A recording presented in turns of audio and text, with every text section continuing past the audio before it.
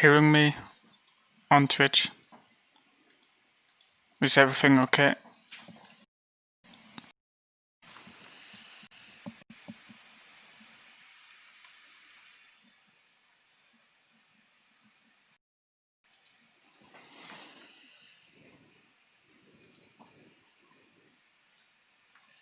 Just wanted to ask if someone is hearing me on Twitch.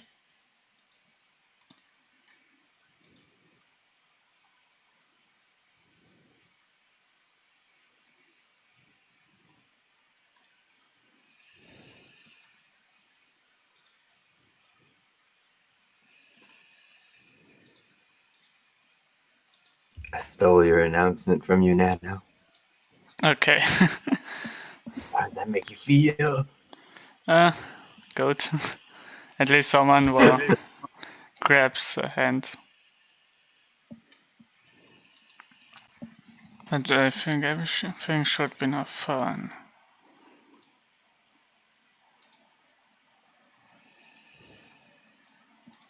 Okay.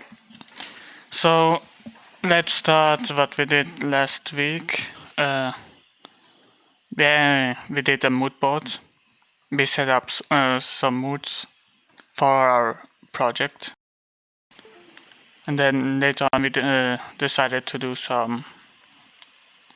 What the heck? What's wrong with my... Something is wrong with my tablet. Should work now. Okay, nice. Are you only streaming to Twitch? Yeah, because of my upload. Okay. That's the I'll set problem. up the restream.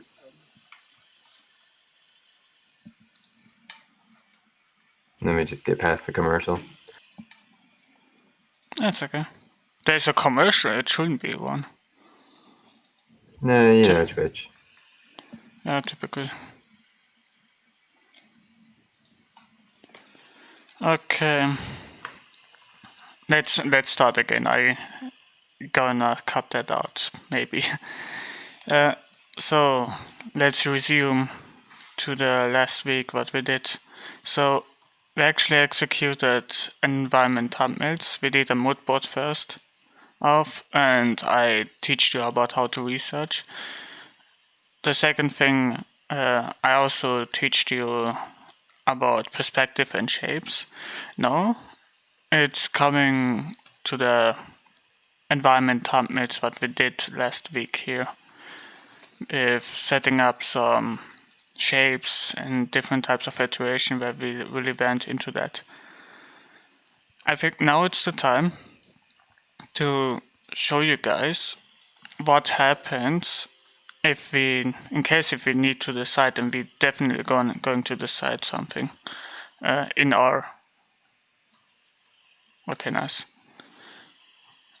in our concept arts, in our different type of what we set here. So we know it's Nordic. We know we work in a pipeline production. Let we say pre-production. Okay. So pre-production.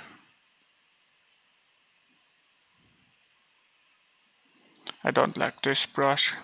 Let me change it into something way more cooler. Okay, nice. So we did, but we need to do in. There are two decisions. We did first off our sketch phase 1.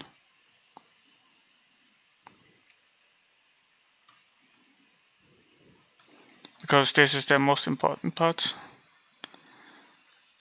And then the art director comes in and asks and decides what it's going to happen with that. For example, he decides I should make number 1 folder, or number 11 looks cool, so I can basically experiment with that, or number 18. So the art director comes in, and actually let me write it way more smaller. Or someone else, a producer, what basically leads the team.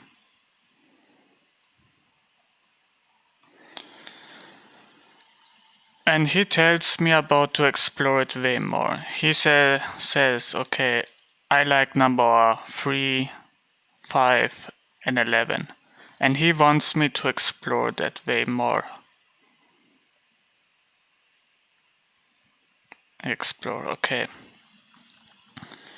And then he asked me also to explore it way more further down the line where it's actually the technical aspect here. He wants a technical aspect.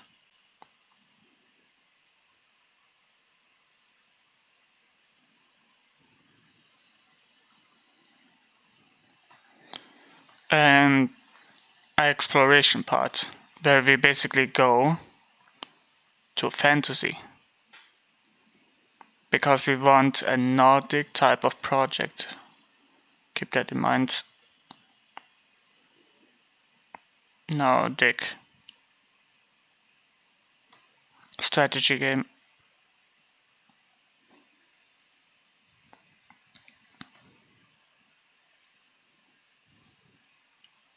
Okay, now let me pretend that we have already did a ton of sketches and a ton of iterations, and what basically happens now is we take this concept and do another research of it, because he probably wants, okay, much more exploration on that part, so we basically do that. But we need to decide right now what we need to do in order. He likes 3, 5, and 11. Let me actually change that. 3. That's number 3. 5 looks cool. 11. 11 too. Okay. So we have 3 types of things. We can now actually also choose another one. But this is for phase 1, so don't worry. I think 13 looks really neat because it has these spikes all over it, and we can basically translate it way more better into a concept piece. But we need another one to decide, so let's go here. And I think I go down with this one and this one. So another, let me put this on number 1 and this one is number 2. Okay, since we decided already that this is number 1, it's time to actually put them all together into a file. We just need to copy them. No need to worry. And set it up to red in case you don't know which one it is. Number 3. Number 13. And even though there are small iterations, because each of them looks similar as you probably see, but even if they look similar, at least they tell a little bit of a different type of story here. Which number? Number 11.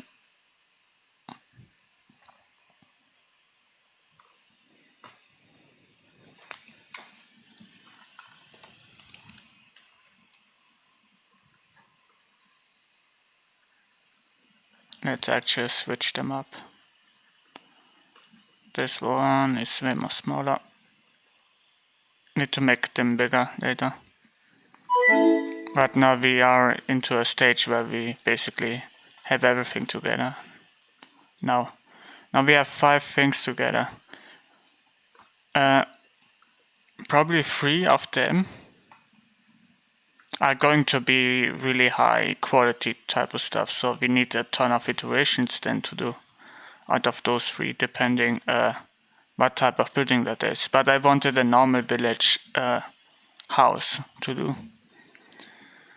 But then the director came in and asked me for another 2 of them.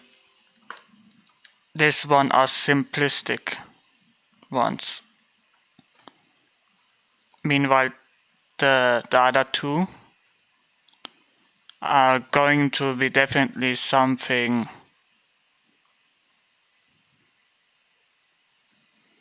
simplistic. They are going to be definitely something really high sketch phase, really high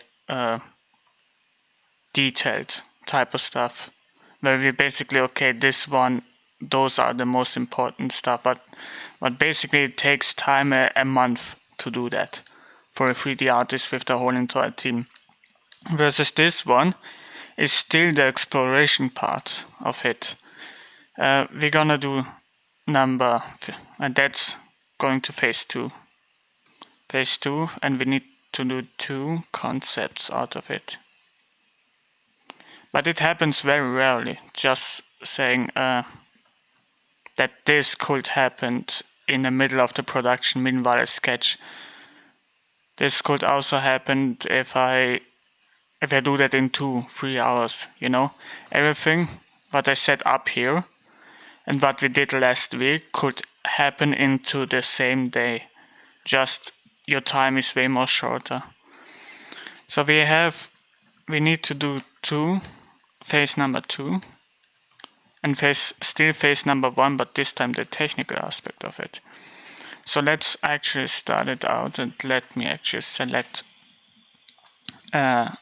some ProRef files, because now we need a different type of research material. We need to understand, okay, how is it built up, instead of, okay, how does it look like, because we definitely know now how it looks like.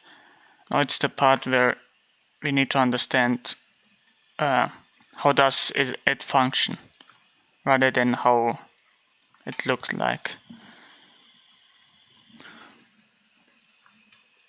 So let me just make it bigger. Okay, nice.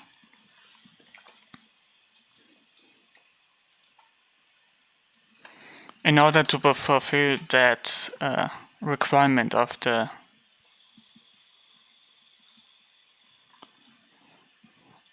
functional part, we need some reference actually inside of it. Or we can do it in different types of ways, how the functional part could be. I think I should rather make 3 big ones here and 2 bigger ones. It makes things easier.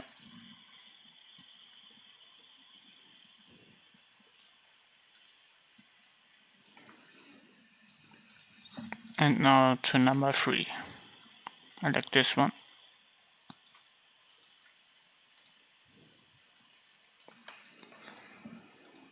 We have finally our 3 buildings. Okay, nice.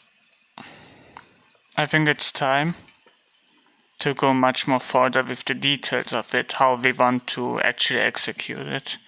I know for a fact, okay, there was a door, there was, for example, other type of stuff, but now we need really to look into the details and the functional part. Where does it go up and down? For example, this part. And let me actually start right now. We try right now to make details a little bit not sloppy, but much more into a way that we actually establish already everything. You know, everything is already established. We know what it looks like. Now it's time for the part where we actually look what we can, how it works, as I said, rather than explore it more, because we already did the exploration part with different types of shapes. But now everything needs to be working. Where does this one go? Maybe here up, or this one goes exactly like in this kind of position, where you see the spikes. It's cool to happen. We can add probably much more details.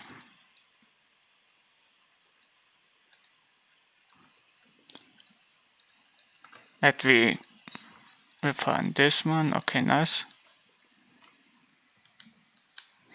The refinement process takes a long time, sometimes 1 to 2 hours, but after it you get a way more granular level. It's happened to, we have all these rubbles or these doodles all over and it looks really weird. This is what we try to fix right now and to make it actually better, and I'm sorry that I repeat myself, is to look at the texture itself. We know the functional part, but we can also look at the texture to simulate it a little bit rather than let it just like this, you know, in a doodle way. The spikes could be way more better, so everything needs to be refined. And I think I'm not going to do that only for an hour, because after that, maybe next day, you're gonna see actually everything refined, so don't worry. Or do you guys want the whole entire refinement with me talking? It's up to you guys. Depends what you guys actually want. I can structure the course around. Maybe I can add here something because of that other part here. I see it, I saw it somewhere. Where is it?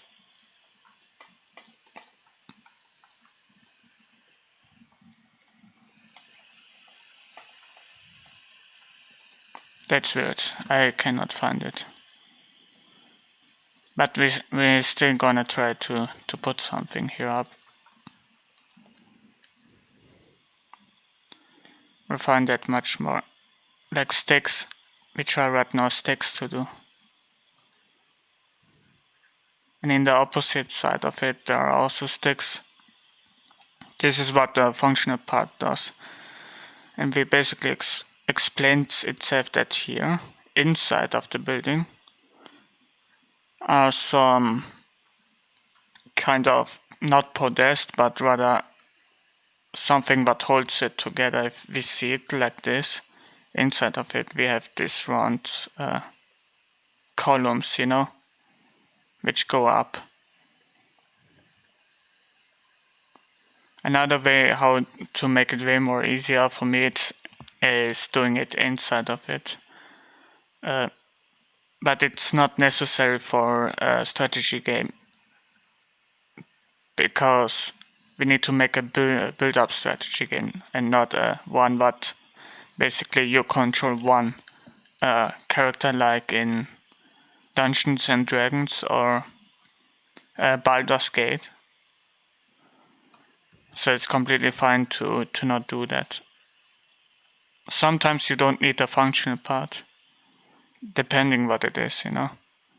Right now I want the functional part to actually make you guys much more understandable what you are actually doing, instead of just drawing it randomly.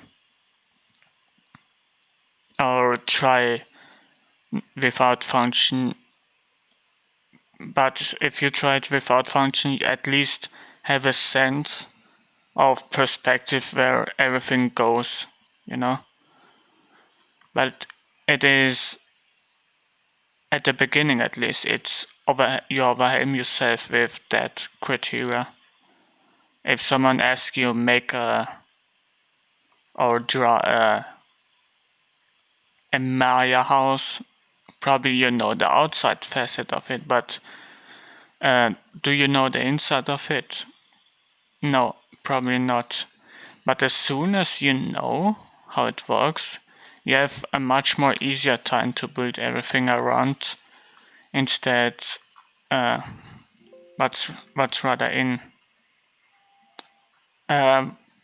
what your problem is interpreted as a complete different shape. I'm sorry. It's a little bit difficult, that topic, to explain, because I think, in my opinion, no one has ever tried to explain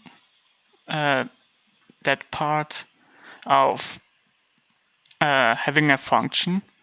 And I think there are two ways to actually explain that, One with form follows function and function follows form, where you have actually two types of environments, and one follows a functional part, whereas the other one doesn't follows a non-functional part. I sometimes imagine a tower here, and this is form follows function, by the way. We usually do mood boards like this. They are nice for movies or for different type of side scrollers. Probably also Diablo, but depending on its function.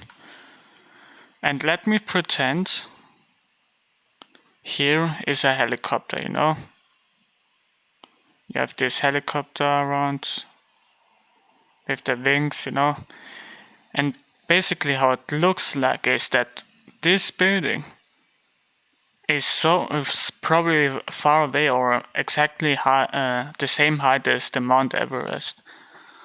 But it doesn't explain anything. It could be a castle, okay, someone says, okay, it's a castle. But what is inside of the castle? No one could tell because they are so far apart like this, that you cannot look inside of it. So the functional part gets broken from it. But if we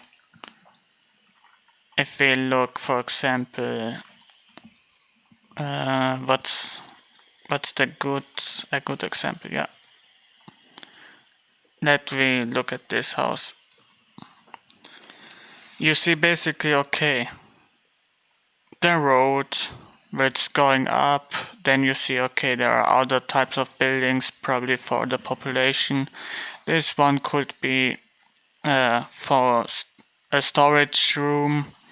Then we have something for the horse, a carriage, as maybe bees or other type of stuff. We see different type of rocks, a direction where you go. Then you see another house, then another carriage. Okay, here's a wall. Here are some textures. Okay, here's another type of grass, another type of one. Even though here you see probably something, where you set up some different types of rock shapes and it goes in one direction. This one goes in every direction and explains basically all the functional part where it's going, what it is, and probably what it does, And this is right now up to us to figure it out. I think you guys have now a little bit of sense how design form follows function and function follows form. Even though it's a little bit complicated, keep in mind that function follows form is much more groundier and we know exactly, for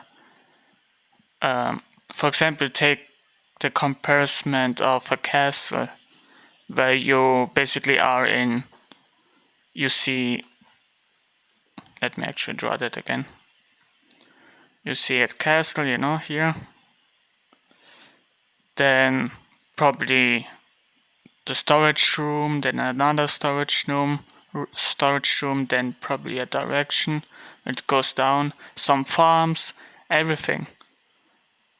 Everything what you see in the functional in this kind of drawing is functional, and you know immediately what it is or how it or maybe but it could be. That's the thing. Maybe a library. Meanwhile, in one drawing, which goes in one perspective, everything feels flat, you know? You see nothing here. It looks really boring, even though I add some characters. And this is basically sometimes the journey of the stickman, which is so weird. But it's happened that we are sometimes doing that because of exploration. So don't worry, both have the most important stuff. But as soon we understand the functional part of it, we can actually do the form part of it, which was this one and the other one. So I think I went to this one. Form follows function, function follows form. Now, importance of design techniques, because there are different types of designs techniques. I actually explained a little bit about rough sketches, but now we can actually come here, take this, and I just want this part to be here, you know? Let's take the opacity down. Because sometimes in production that actually really works. It's better to trace sometimes, even though you know how it works, you know? So in production, you should have no shame how it could actually work. Now we add this one here. We add here another one.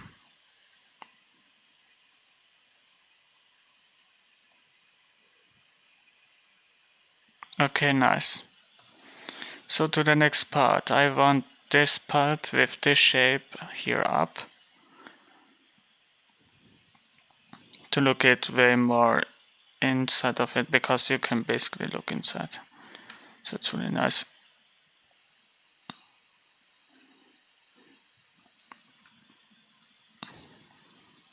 Let me put it. Nice. Now we can add this one here. It's actually way easier to use this method. And because it's big enough to fit the entire thing here, we can also make it smaller based on the texture.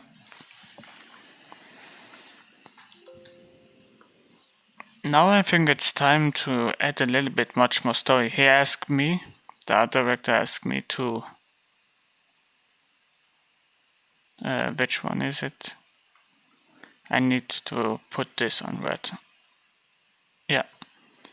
He asked me to explain a little bit about the technical aspect of this building and explore much more in the fantasy direction, which our mood board would really help us out.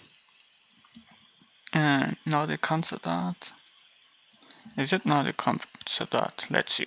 Yeah, it's now the concept art. So let's look at this part and actually make some different types of iterations out of it.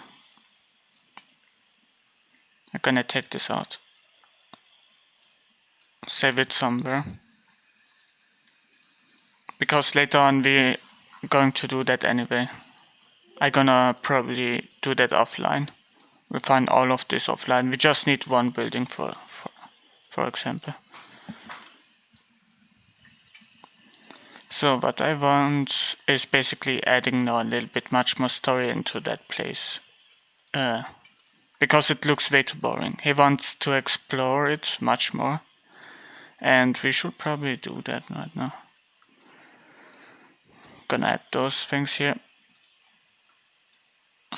It's then way more easier to see what we actually do.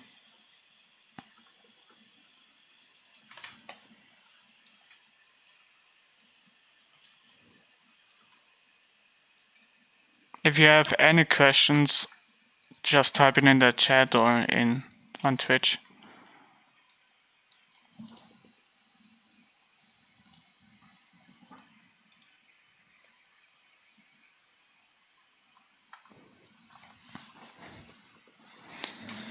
This is something only ARIA's no refining or alloy-based methods allowed.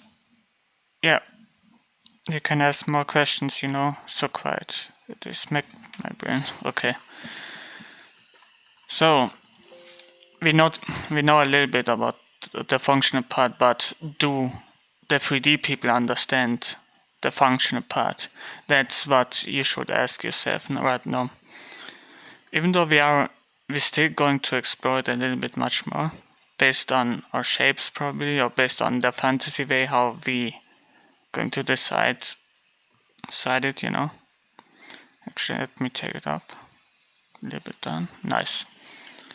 So I know these spikes go right inside of it, but we could probably add here another way of direction, which is probably this, the other part, what reminds me of the last concept, what I saw for my brain, which is probably one of those, this one here. We need to add something much more here. Even though we do simple objects, we also try to add much more story into that. So how about we add here some shields, you know? Make it a much more fantasy-like.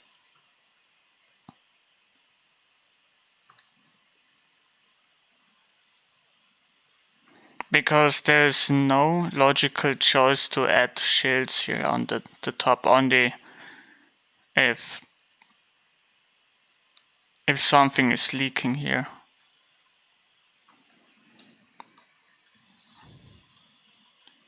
You can actually add also some different types of object here, nice. Probably here, a window. And the reason why for a window is because if it gets hot in summer, they usually have window all the time here. A second one is unnecessary. There's the other door. Okay. No, probably another one, another shield here.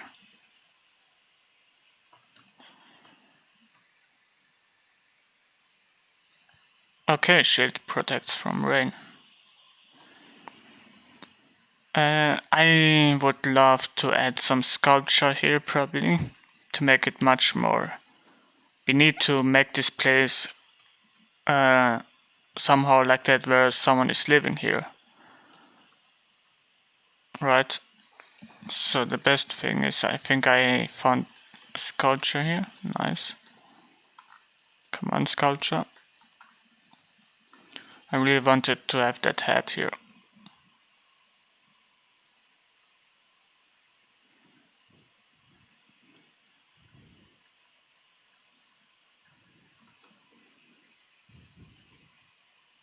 Basically hanging around. Probably some more skulls. A little bit. What could we add? Maybe some palisades, you know? Make the place way more living. Even though we focus on the building, we also try something outside to bring to life. Instead of only the building. Probably we can add some stone type of thing going on here. Some grass. What else? I don't want to draw over this thing.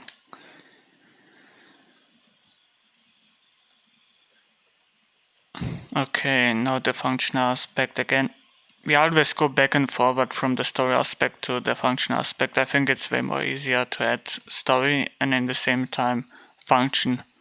Because focusing sometimes on one thing, it's really hard to do. So I would suggest that.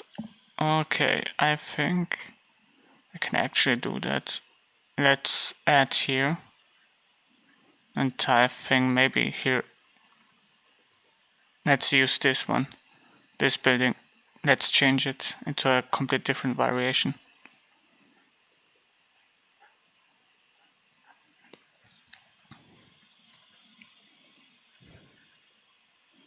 And now this one goes up.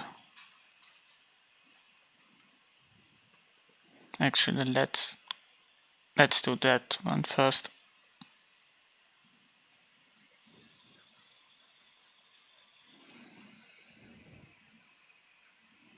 This because of hay. This goes directly into that. Okay, nice.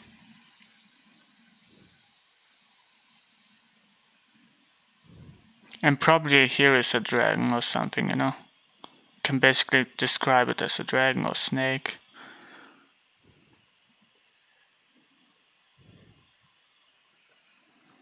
Now I want a complete different type of shield here.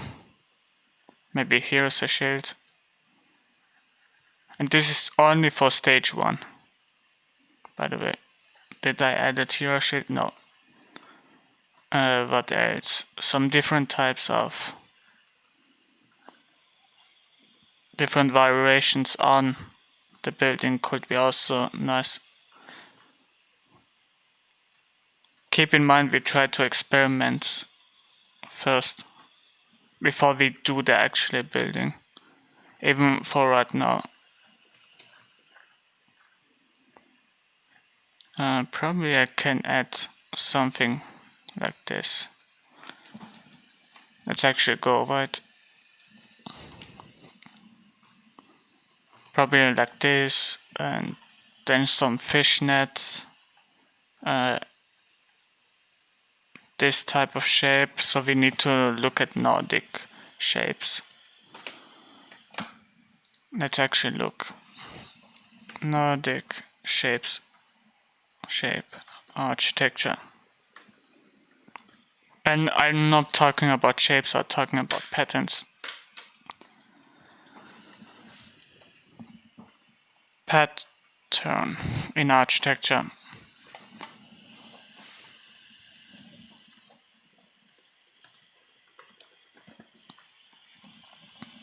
Because I think in medieval they have so many ornaments inside of it that they want to describe the place really well with it. Really like this one.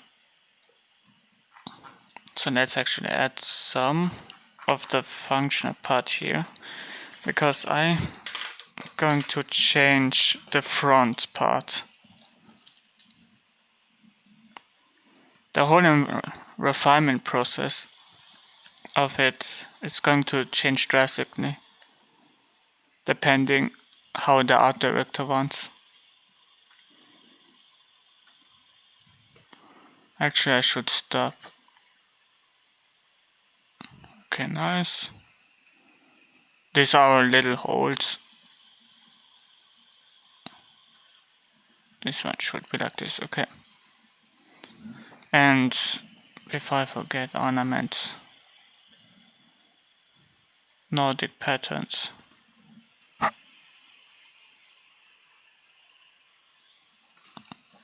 Let's look at Nordic ornaments.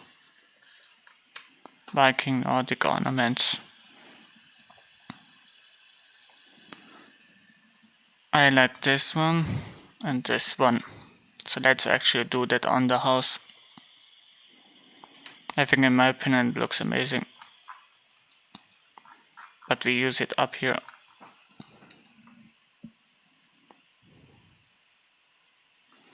Let's actually go like this.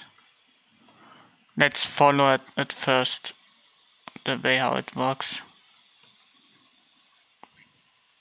1, 2, 3, 4. No. It's actually really hard. Okay, like this, okay. Let's try it out. 1, 2, 3. 1, 2, 1, 2, 1, 2. Okay. I think I have it. 1, 2. It's going to be a little bit boring, I'm sorry. But patterns are really nice to actually execute those. We can also simplify the patterns because those are way too complicated for us. Even though it doesn't look like that, but it actually is. It takes a long time to actually produce those things.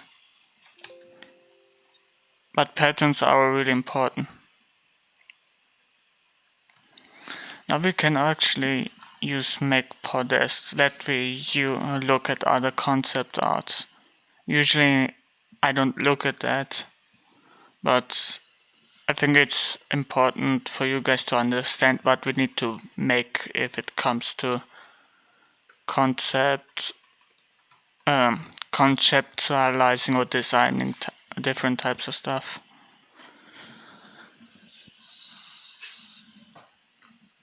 Architecture.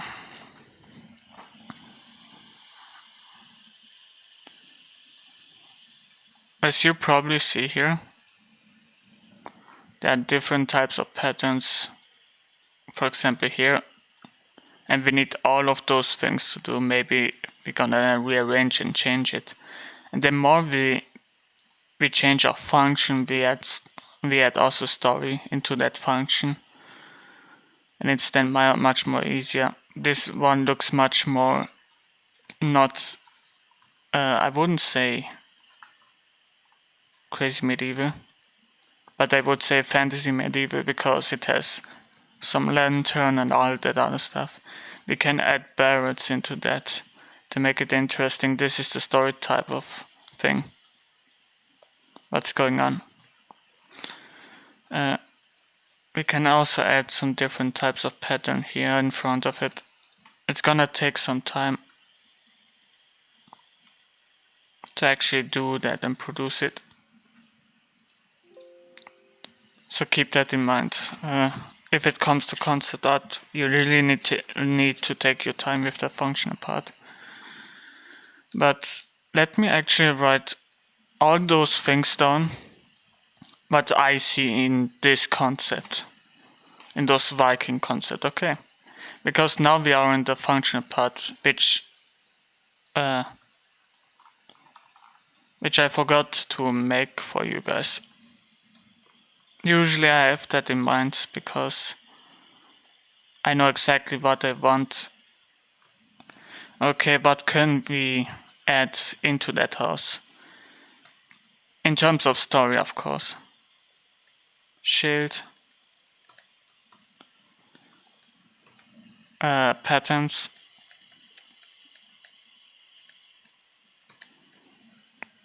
Ornament.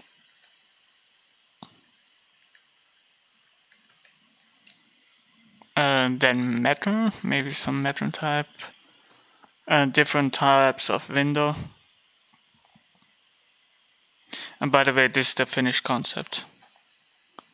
So everything that you see here is already finalized. You see people, okay, hanging their things around, okay. Utilities. That's another thing. They want to hang everything here around. Then some barrels, boxes.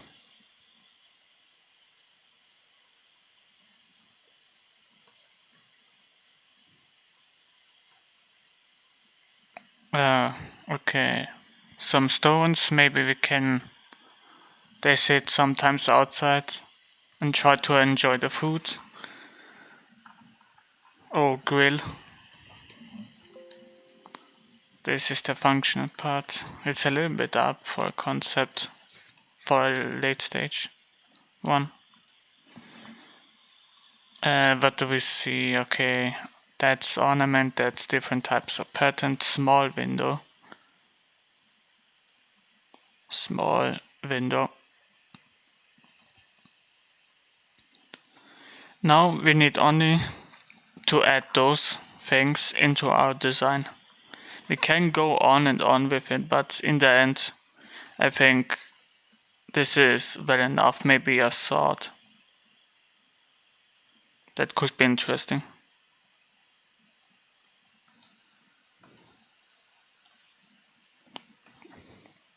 Okay. Here could be a small window. And so on. But I think, even though we have a little bit of story and a little bit of functional part of it, and we need also, for the 3D guys, to make it understandable. For example, okay, how is it built up? Where does all this function comes from it? In order, I think in the best way to actually explain that is we take this one out and just break them apart, I think.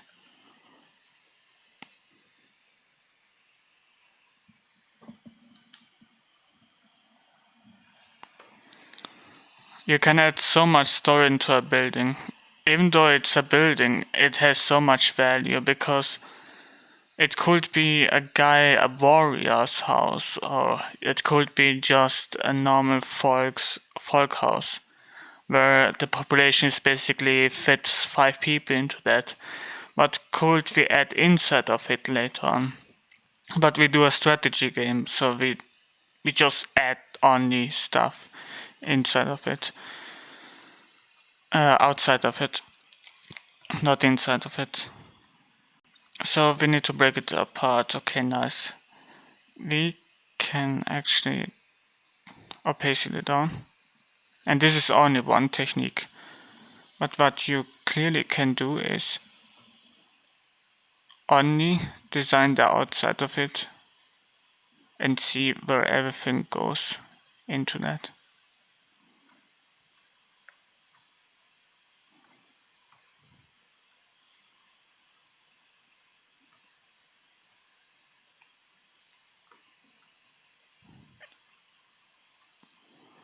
Now we basically know that here something is all over under it.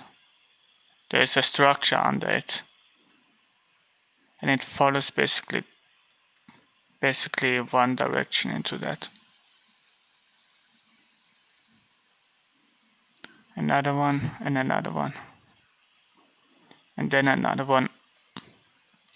So we have this structural part into that. We understand that. But we can also show that if it's too much for the 3D guy, okay, he doesn't need to do that. Okay, then I can go right now to the art director and tell him, is that too much? To explain that, and if he says yes or no, I make some adjustments on it. How does it fit here? Okay, I know for a fact that these spikes are different types of things going inside of it. If we're not doing a strategy game, we can actually apply that and add that into that part. But it makes for the 3D guy way more easier to understand what's in the middle. Or what kind of material is that? Is that metal? We can probably add by this spikes metal or wood. Explain the material part, wood. Or we can basically add some boxes here. And this one, and it's basically a color. One is wood.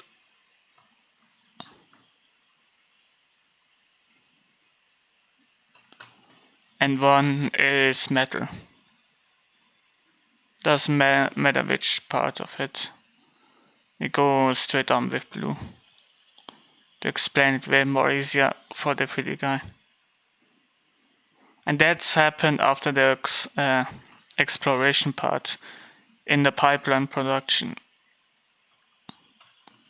So I can take basically that one and just add this one is blue, okay. Then he completely understands it.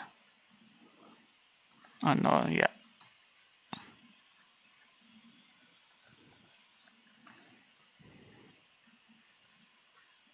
That happens later on into the production. Probably I can add those as a metal thing.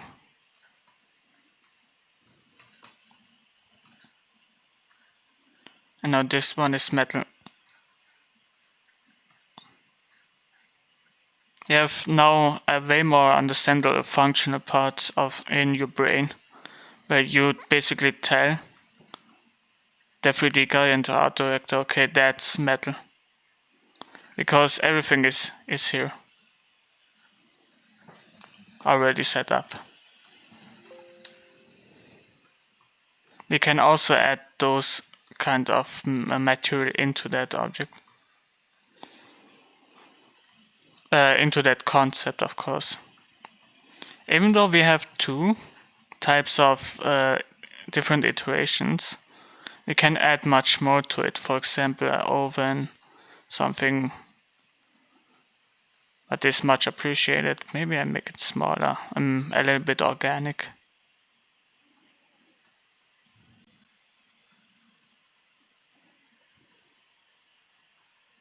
But we don't have an oven or a stove. I don't know what it's called, you know, this thing what basically smoke comes out.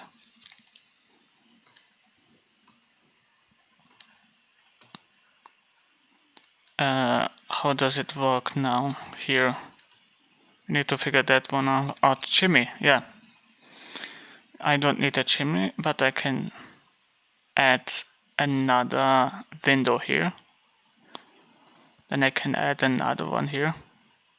I forgot to tell you guys that this part is still exploration, so we don't need to add any fundamentals into that.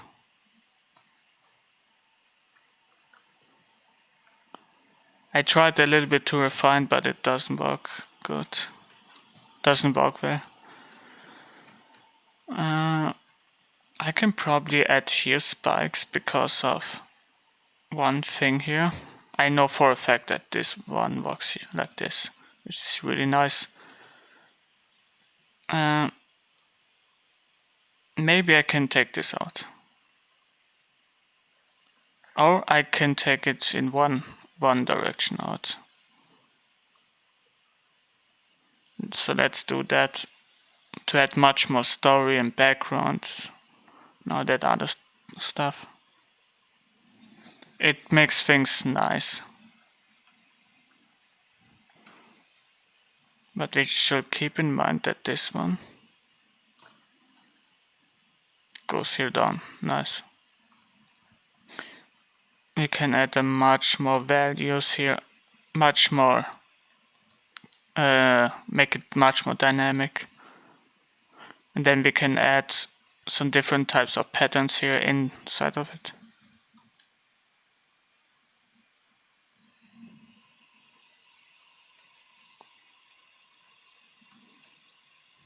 Now the 3D artist knows much more about it, how it works inside of it. Then it follows a direction. This one is wood, this one is hay. Just keep that in mind. We need to do two types of patterns here. Number 1 and number 2.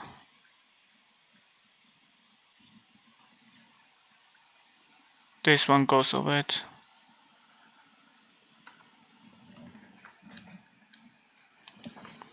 Like maybe it just looks okay, but put 5 of them next to each other like this tree. See, then it's too much to look at.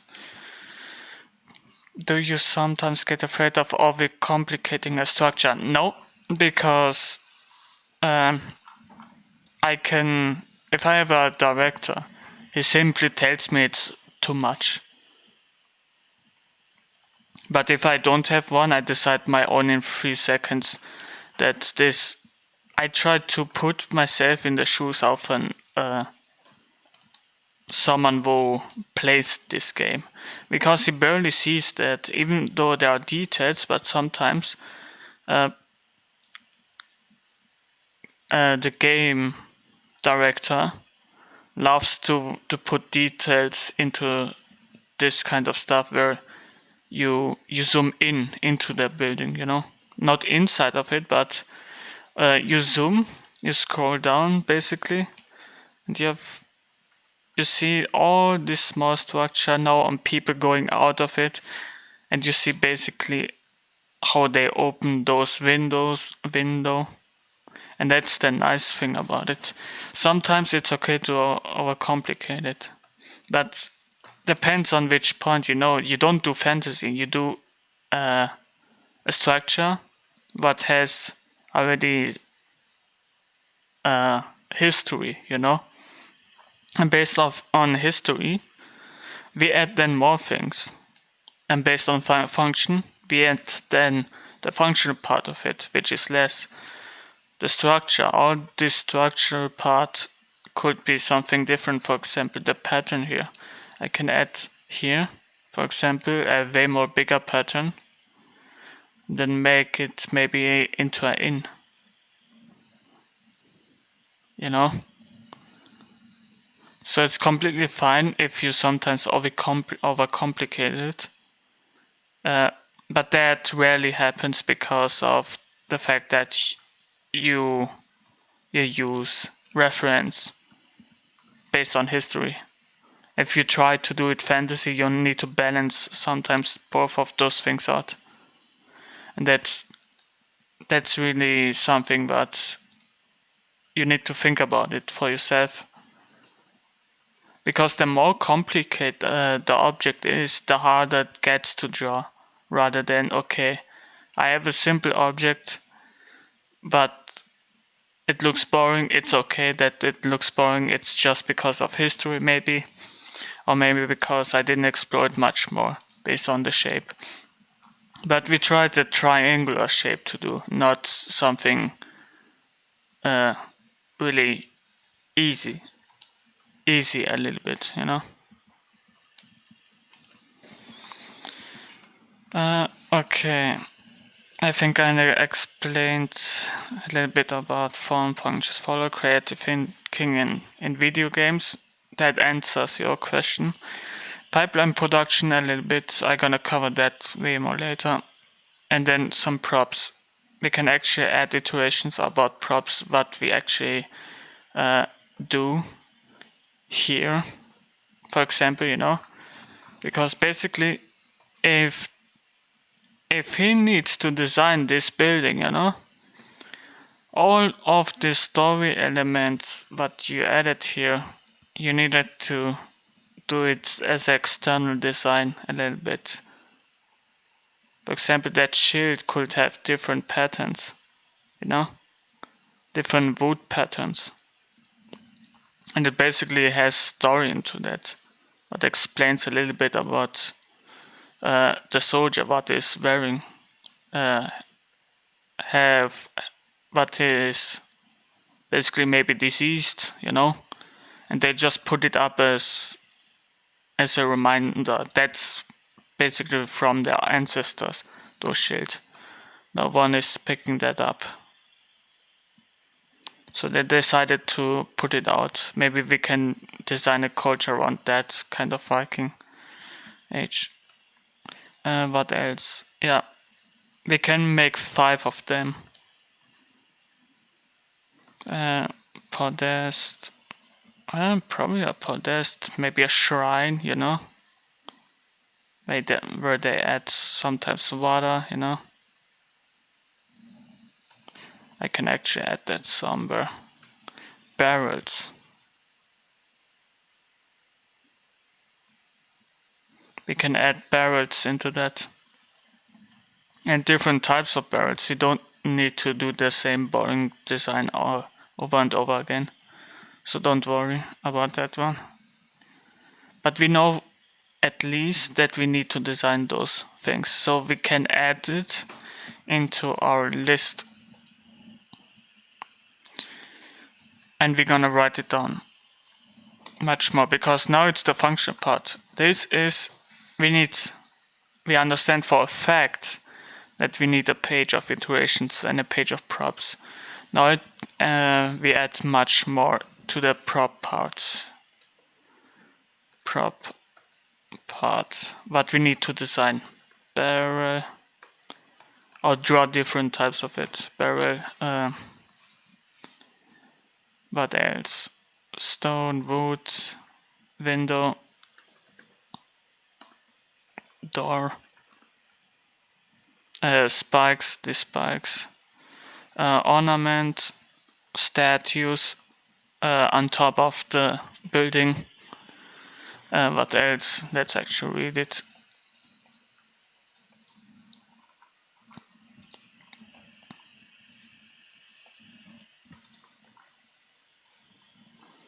Yeah, silhouettes, patterns, those are all that's for the adding thing.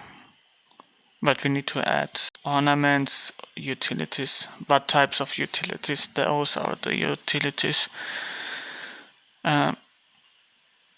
Barrels and box.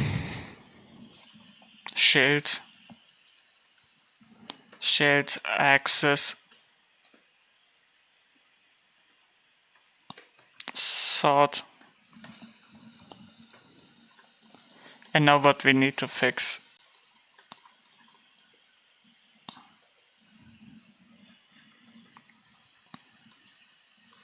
Or how many of them we need to add. 4 times each of this design. So probably it comes to 2 pages of props. Probably also a box, you know, or something what they store, probably outside. Store, bench,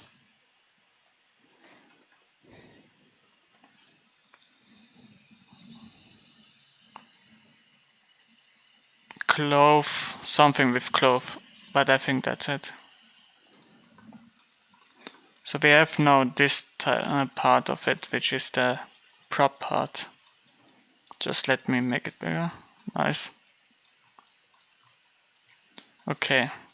Now we need to understand what we need to fix. Because I always write down what I need to fix in order to make it much more understandable. What type of task I need to do in order to execute those.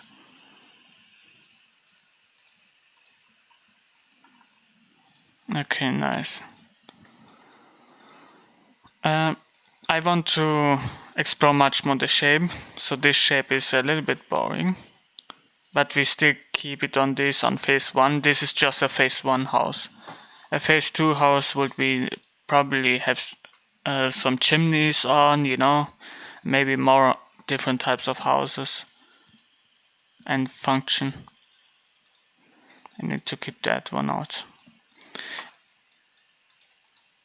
Later we're gonna do some presentation on, but not now. Okay. I think it's time to cover much more about my workflow, because I never explained it clearly, and now it's time to explain it way more better for you guys, because I always can take a step back. So we set up a mood board.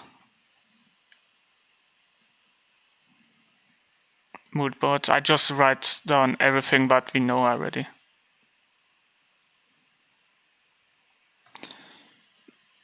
Shape exploration, that you probably saw with the buildings here, not here, a little bit down below, yeah, here, because these are basically shapes, what's needed to be on top, what's on the ground, and so on. No, it's the part of the functional part, but for that research reference first.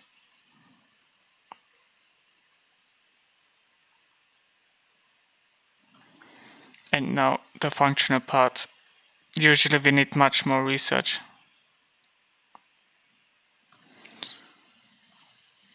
And now, after we got the functional part, it's time. This is phase 1, by the way.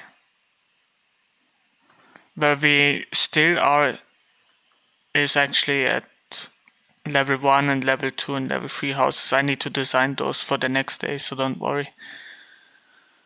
The next thing in our list, I'm gonna research much more about what we could add, what I actually did here. So it's basically add story.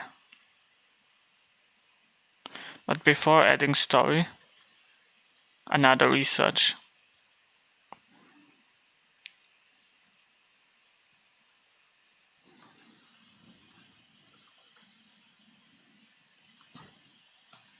And then based on adding story, we can refine that stuff again. And the next thing is presentation.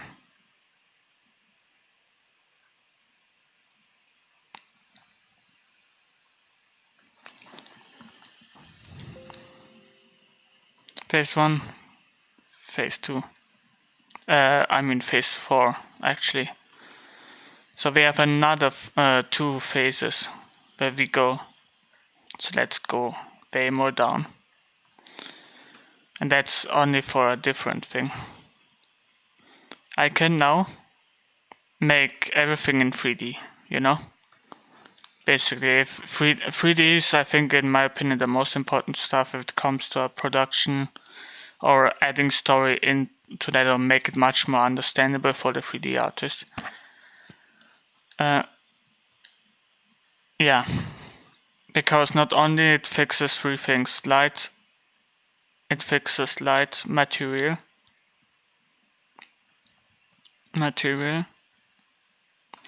and function part. Function or not, function perspective. That's one of the reasons why we use 3D. And this is begin at phase 2 of our design, which is we try to design now much more with a different type of conceptual techniques, you know. Here is where we add with techniques different iterations of about what we add into that scenery, or the function part of it, which is inside the function. Just to explain it a bit, imagine you're having a house, and this house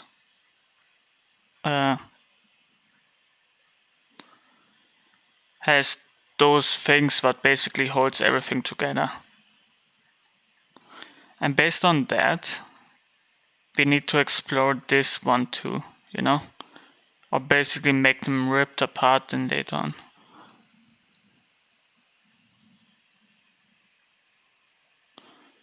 So this is really important to actually keep in mind, that we try to add function, but based on make it cool.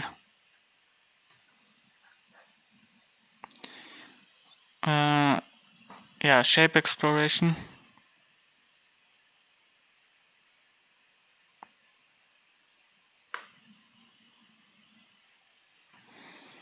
The second thing is, okay, adding story, research, function, phase 2, okay. On the 3D parts, we can actually experiment way more with the 3D aspect. For example, make it night, make it daytime, and all that other stuff. But we're not going to do that. I just wanted to keep everything in 2D, to make it actually way more easier for you guys. Here, now we add another shape exploration type, but this time with 3D.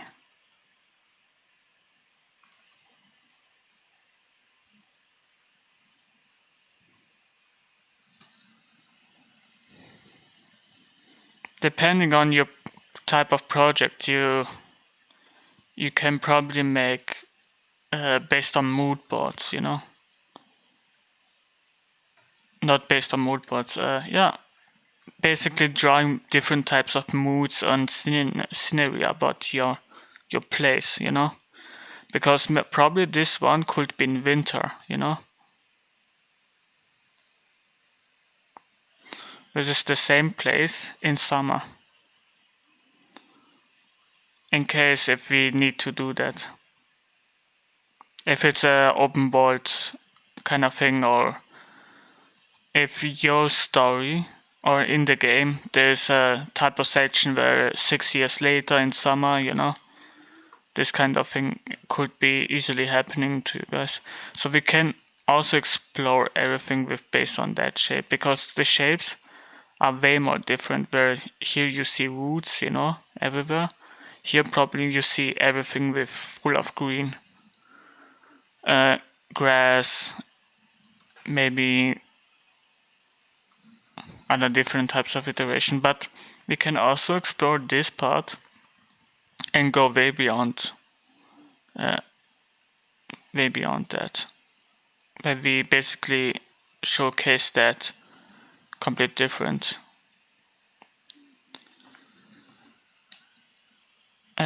Yeah, now we already did the shape exploration part, but for me, I think this one is the most important stuff, where I basically explain how it works. If it's a really good professional type of guy, you know, this is enough to explain everything.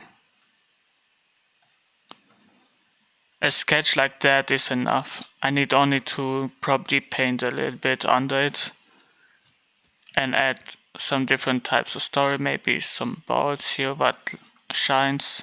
Probably here's a door, a window, another window, maybe some small ones, adding ornaments here, making basically like Chinese or Japanese if it wants, or if it's in the direction.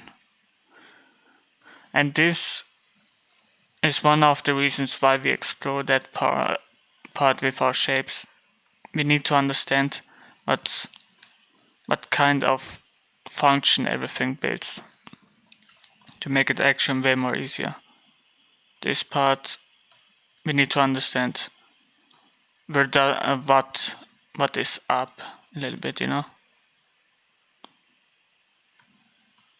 But this time you try only one shape of it to keep that in mind. What's happened and how does it evolve into that. I explained that a little bit last week, but this time we can basically explore the different types of shapes in function.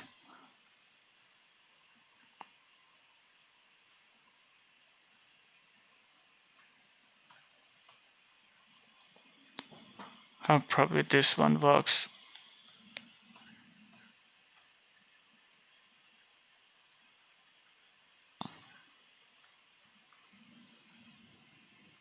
Come on. Okay, nice.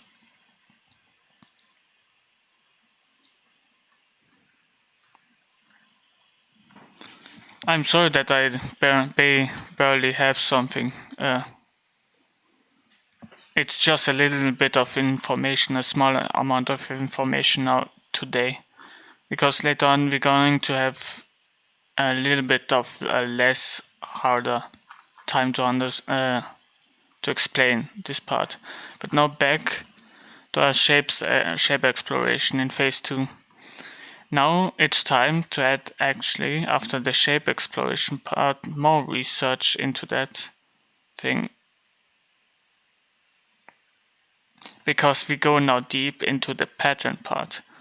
What type of pattern is familiar or what could be good to add story or function into that.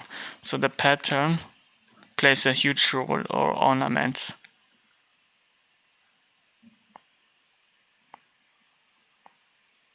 Even though it's story, it's I think history story. Now we are at phase 3. In phase 3 comes the refinement part.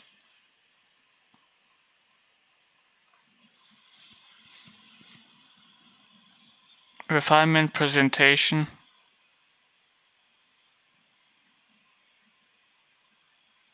and much more working.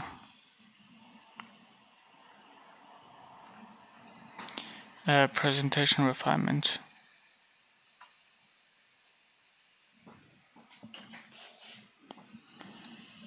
Wait a minute, phase 1, phase 2, phase 3, okay.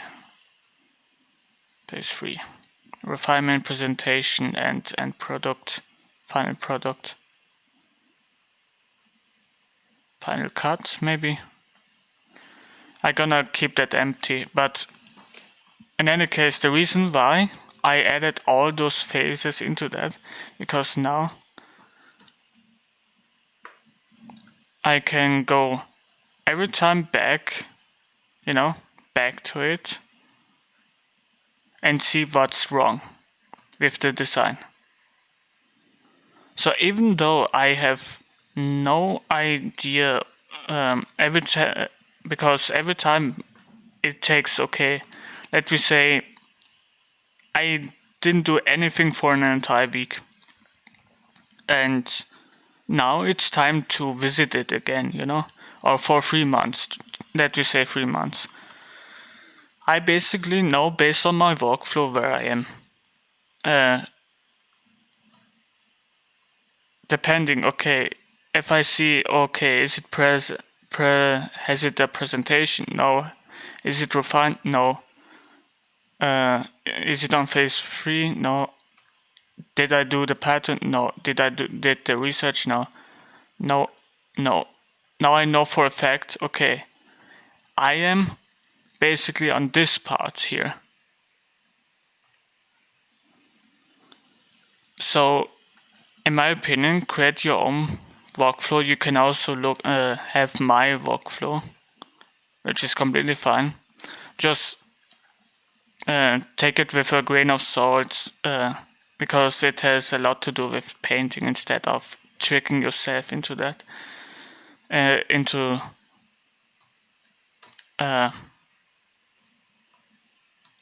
different types of workflows. Maybe let me say this workflow works, I think, for the best part if you have a stress test, or your deadline is close enough into that. I think this works well.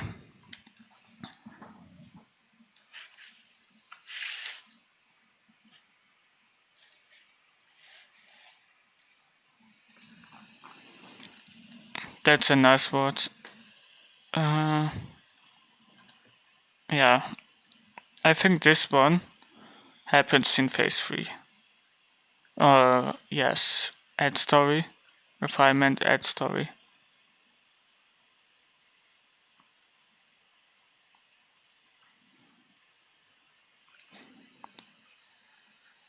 Research, I'm sorry.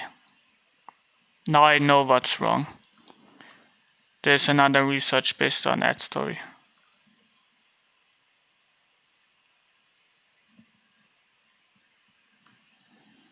Then after it, we go to the part 4 where we add research, refine everything again. And I hope that works. Refine everything again, present it. But this time we do the research on the presentation.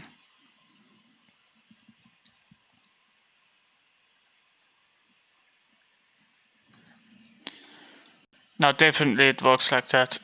I'm gonna make, for you guys at least, I'm gonna make a small of a word list, where everything is much more easier explained for you guys.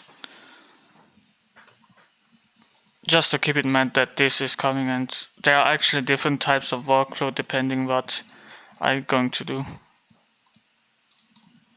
But now back to the different part of it, and I think we should take a break We did a little bit of a refinement, which is absolutely okay, and I'm sorry. Have a little bit of patience with me. Sometimes my words, it doesn't keep coming out.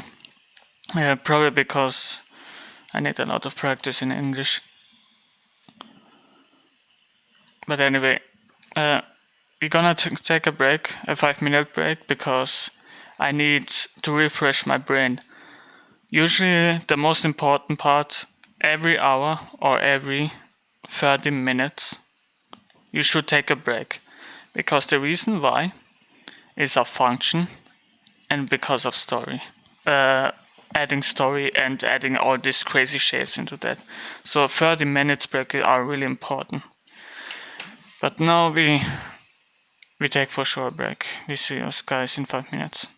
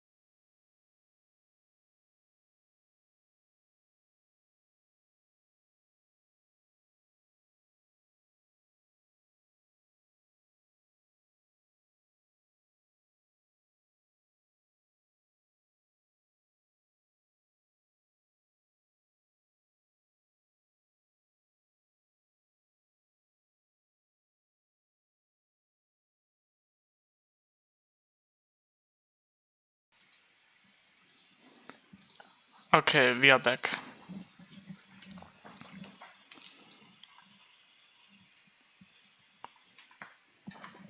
So, let me explain a little bit about in case what happens if our entire production pipeline is going to change. For example, if we don't do any more FED game, I mean a strategy game. Our executive producer decided to not do a strategy game anymore because they are not popular enough.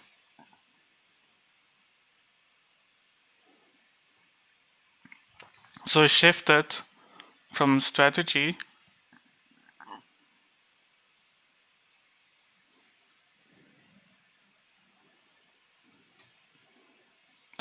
to open world.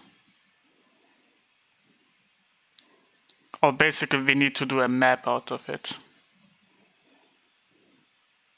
We can take our concept based on that and add some different types of aspect, but our art director is going to tell us we can take it much more further into our hands where we have already our concept established, our iterations.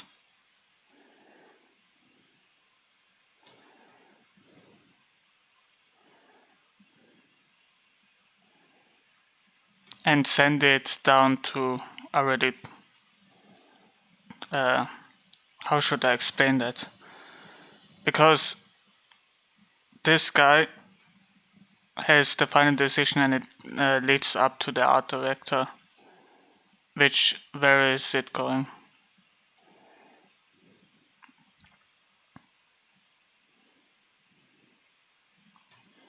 Now we need to do, instead of only buildings,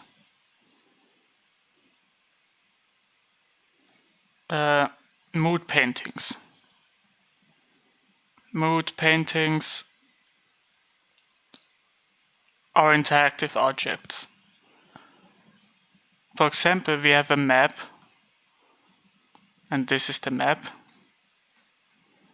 where we have, for example, barrels, different other type of buildings, you know. Everything is being set up.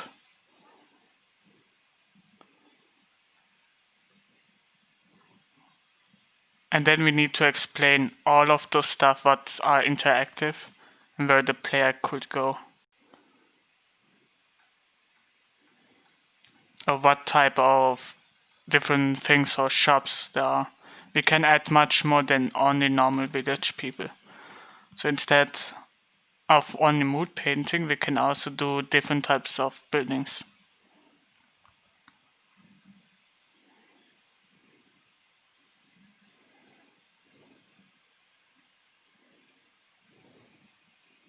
But that happens way more later after, I think, the third or fourth week.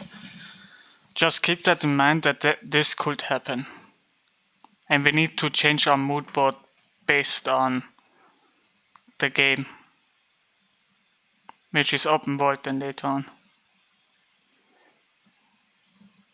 The reason why I explain that is because I want you to think much more as just a strategy game.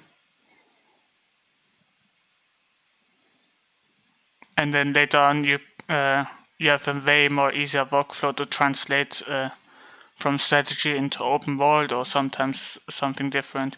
Because open world, we need to add way more details, way more function, way more different types of iterations. Now it's about the inside of this building, you know?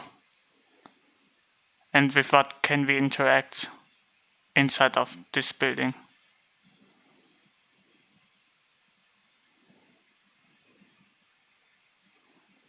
Maybe a bed, you know?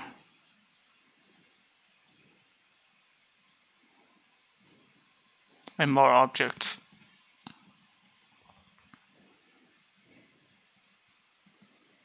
We can basically show also a little bit of the outside.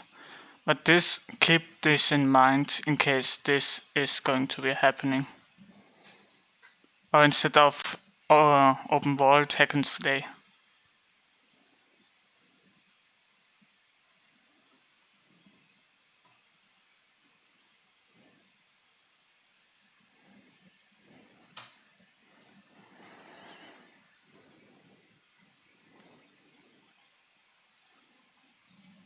Okay, I think now it's time. And depending what type of production it is, if it's a strategy game, we have different types of design approaches. One is line drawing.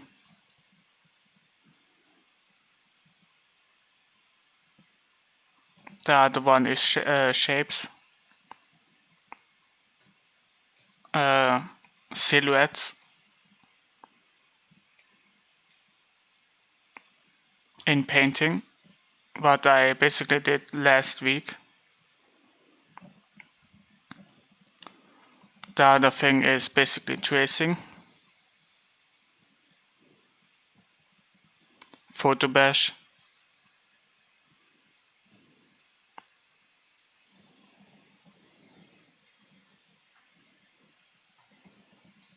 and yeah, I think that's it. But depending, there are different types of approach in those things. So if I draw again my phase 1 house, where everything is refined, because I know for a fact that this house is going to be like that, we already figured everything out here. This is one approach to draw. We always, as I said, we do it in this type of perspective because it's way more easier. We don't want to overwhelm ourselves with crazy functional power, crazy perspective.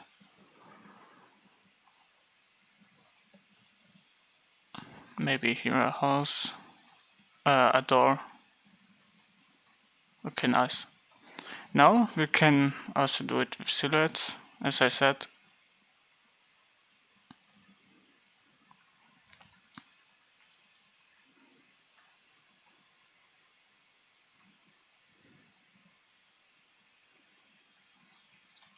Or if we already have established the silhouettes and we basically draw over it.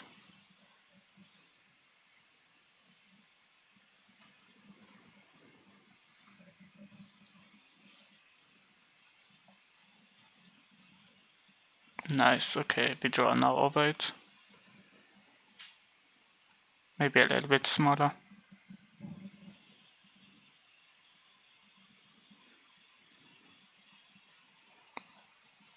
We can add this part. This is one part what I explained last time.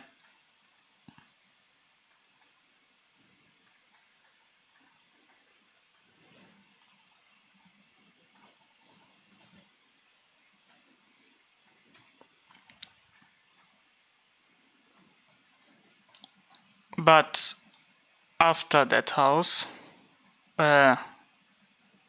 we have a way more easier way to establish everything if we draw shapes, but we need to add on top of it, And I think the best way is to actually establish everything outside of the object itself. It makes things way more easier and way more clear.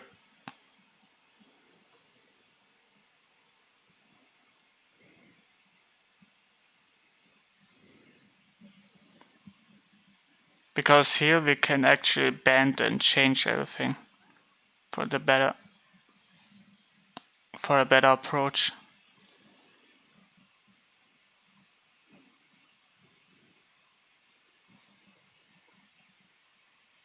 We can add here ornaments then later on, which is totally nice.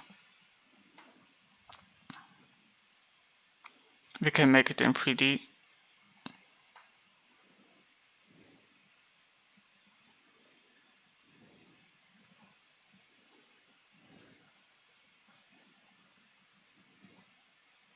We can add, for example, barrels in terms of silhouettes.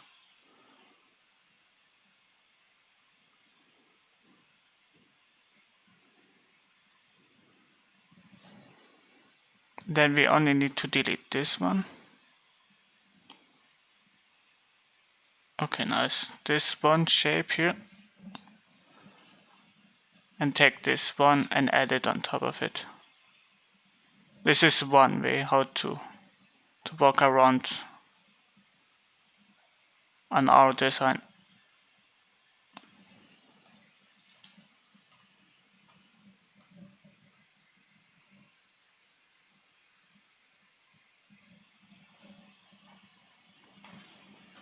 So the second part is actually making silhouettes, but this one is way more based on rather what you see in a wood type of shape, but it's much more weird, and you need to make your own assumption what it could be, because this could be a barrel, some different types of approaches to your house. Let's make it black.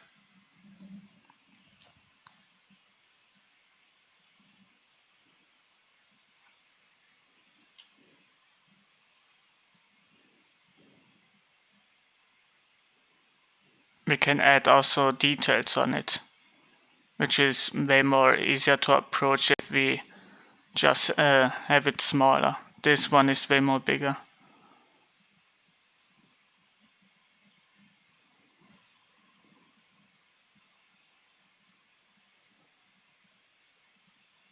Nice. And we can add it somewhere. It doesn't need to be in a perfect place. I know for a fact exactly where I want to add this one. This one is probably here somewhere. I'll probably take this part out and make, for example, a fantasy house where this one are candles.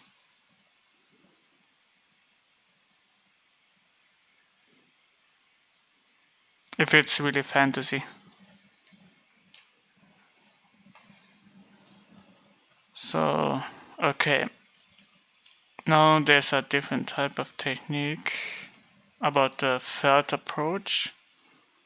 Because mostly of the time, if we trace, it's actually way more easier. So let's go back here and take one of those type of things.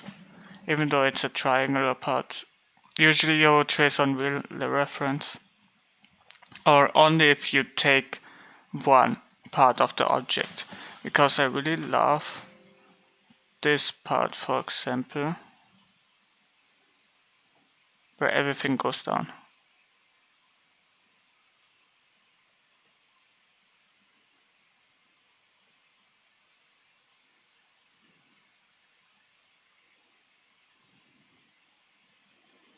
And then the windows are added.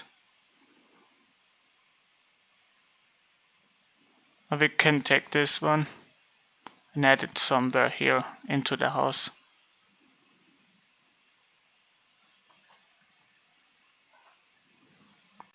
With actually with the right perspective.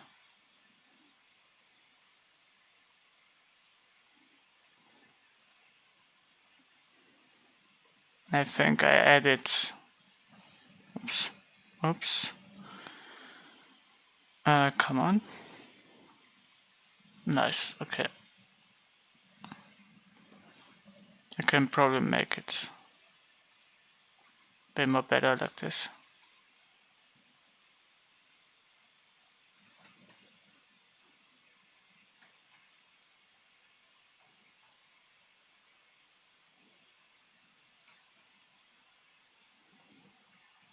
Now we have our window and all that other stuff, but we can add here.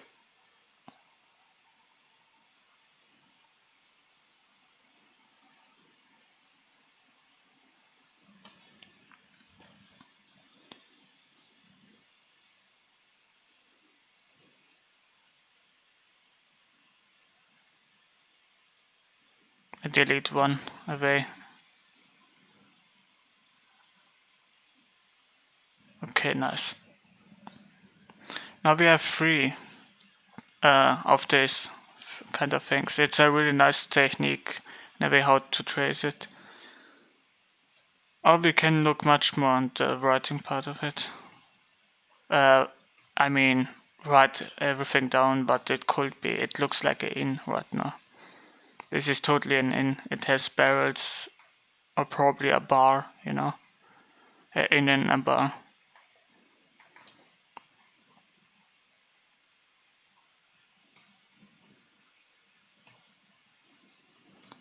Okay. But you can do that with iterations, of course. You don't need to always make only one building. You should totally do many buildings. It's just as a small example. We can make now based on Jester those things, you know.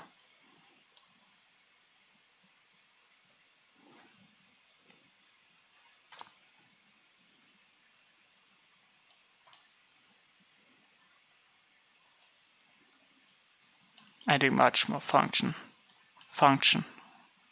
on this part, and it's way too big.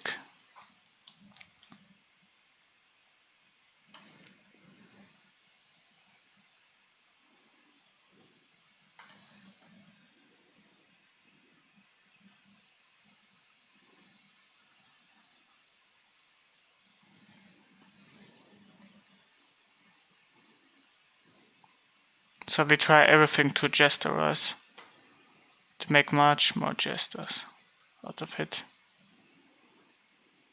Because sometimes you explore a shape and probably it works out for your design idea, depending how it is. We can add complete different types of shapes. It doesn't mean to just add this 3-1, because these 3-1 are just normal ones and we can actually explore it all together. Make here a ball. Let's see what the ball has to do, you know, with all that other type of stuff. But goes outside of the building. It could probably look like a chest or something like this. A house or a Viking house based on a chest. And what I mean by chest is basically, if you ever drawn a chest, it looks like that. And if you take this one away, you can completely change the aspect of it, make it into a better house. Because all that shapes are always familiar.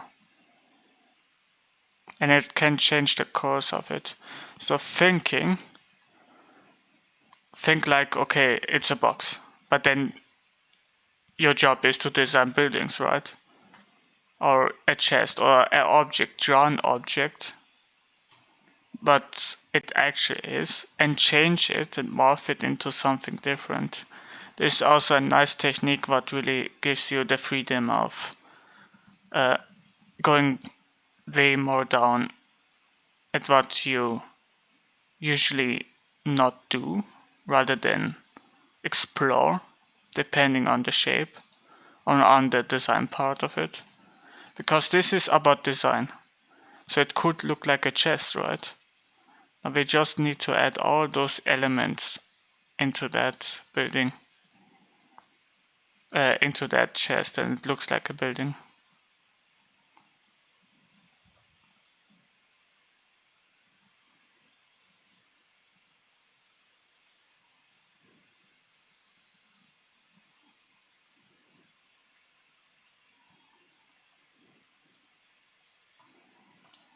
And I'm going to explain way more later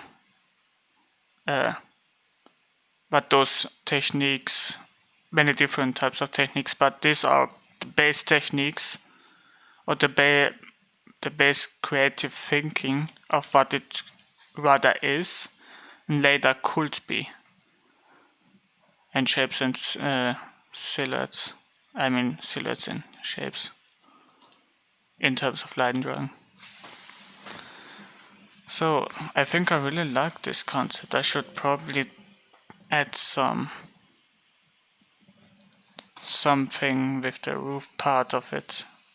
We're gonna do that definitely on the other concept, which is this one. So I think we should add, we don't know what type of village it could be or for what type of village it is. So I think I could definitely add some ropes into that, but don't add too much. Maybe here one. But basically it looks like fish, you know, or that other type of stuff. Because you basically look inside of it, I think. Yeah.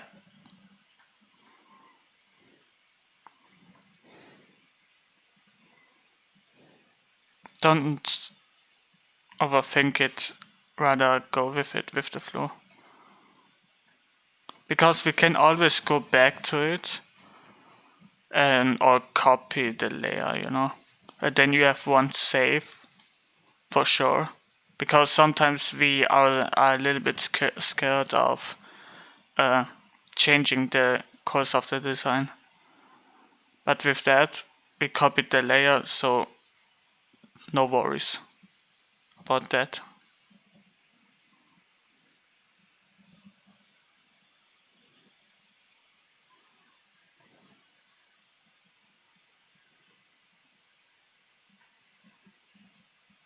So I think we are done with the explaining part of the design techniques, but this one for the next day again. Because there are different phases of design techniques depending what you do. We are 1 week far from the class, so basically, okay, this is the 4th day for the second week. First day for the second week. We did basically 4 classes, this is the 4th one. Now, importance of sketch. I think I should explain that. Or do you guys want creative thinking of design and game developer? Because we didn't cover that one up.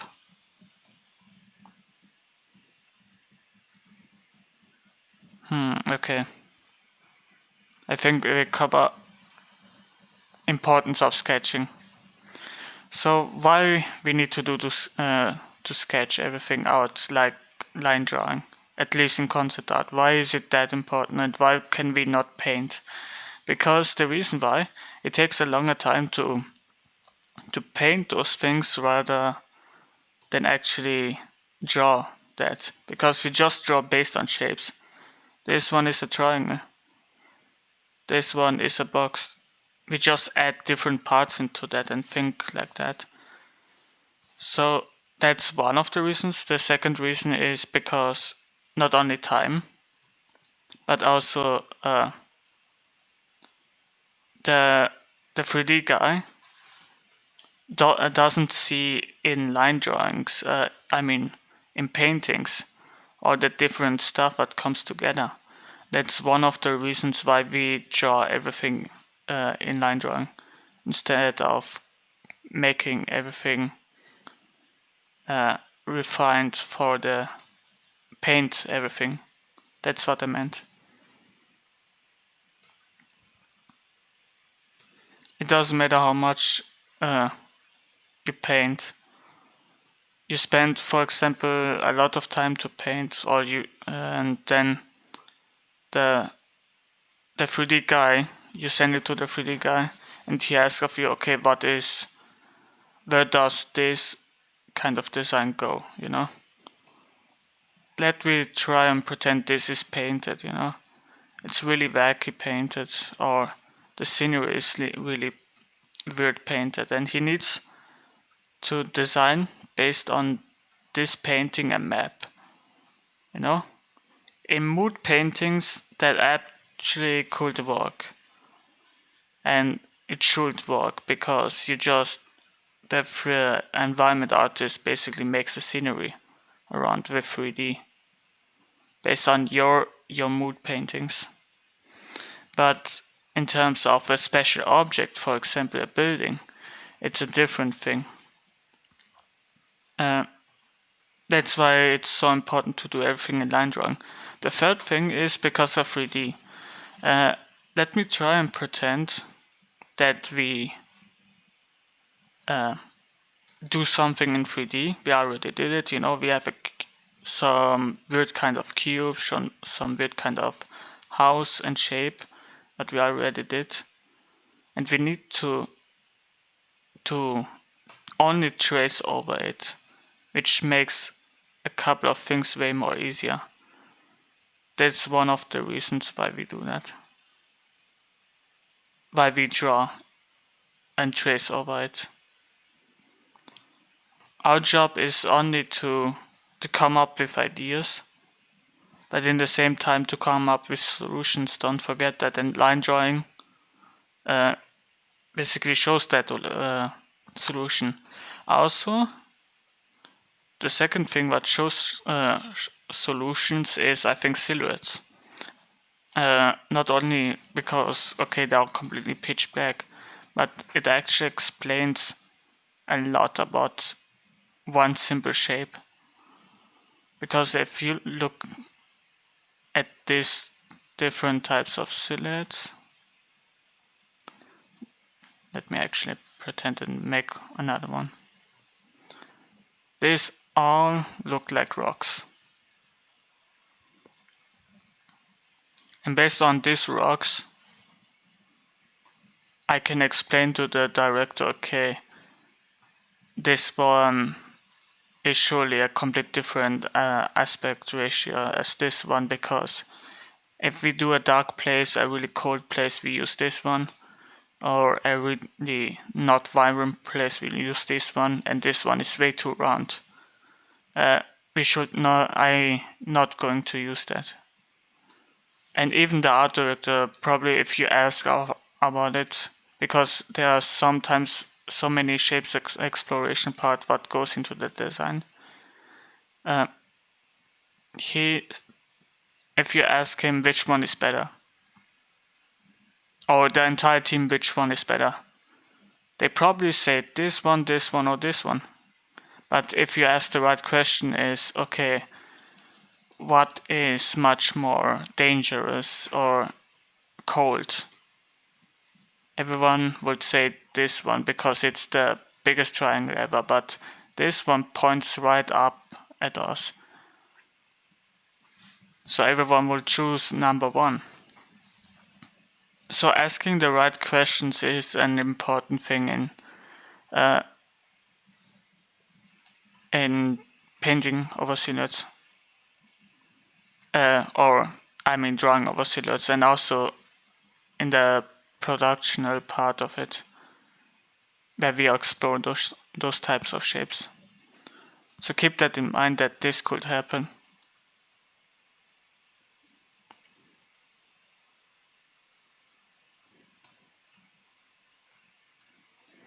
So I think we should stop here and go right to the homework part.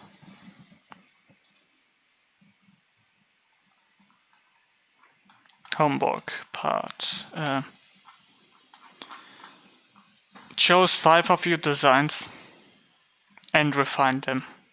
Refine them based on function. Try to figure out, okay, where everything goes. You know, like me. Or what you can add, and write those things down, what you can add. Based on that, you can also take some other different types of pictures or video game pictures and you write down what you are actually see and what you can add into those designs. For example, what is the best explanation part here? For example, for me, yeah, homework number 1 is refinement. Refinement. Oh no, not refinement. Oh my god, I'm sorry.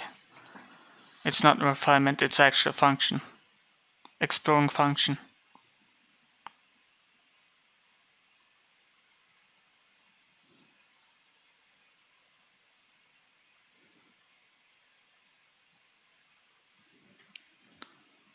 And yeah, second thing, take 5 designs.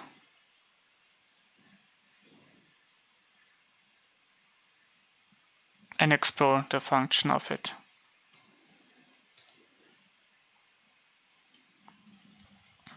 And the third thing is reference.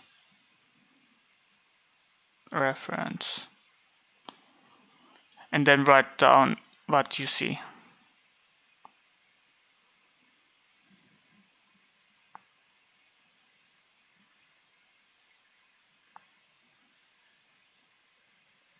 Is that clear for you guys, or?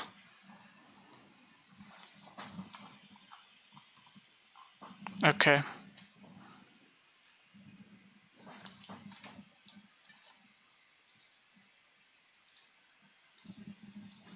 I hope that clears everything out. So we take 5 designs from the previous homework and explore the function. Yes, absolutely. You guys take 5 designs of it and explore the functional part.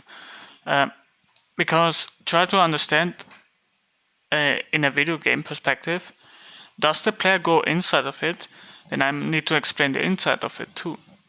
Or does the player go outside of it? Then I need to explain a little bit of the outside too. Okay, what is this, the distractional part of it? Or I can basically add much more value or an emphasis into that functional part. Because this is function. Everything what I draw over it is function. But it explains itself already, and what we established already. How does it work? That's the thing about it.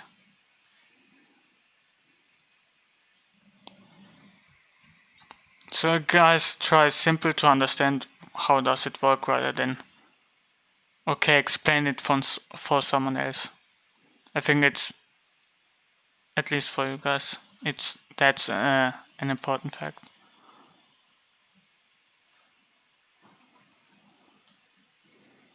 And then the second homework is basically, okay, take some reference from video games or movie and then write down what you see rather than, if it's a video game, it's way more easy actually, if I'm honest. Because the more you design in movie, the harder it gets to actually make those objects non-existent or basically make it for the whole audience ignorant, where the focus is on the person rather than on the object. Or if the guy or the protagonist interact with this object, you can also work on this function too. Why does it work? For what reason? Because I'm straight up going to show you guys what it means for a prop part if you do a different type of thing. This guy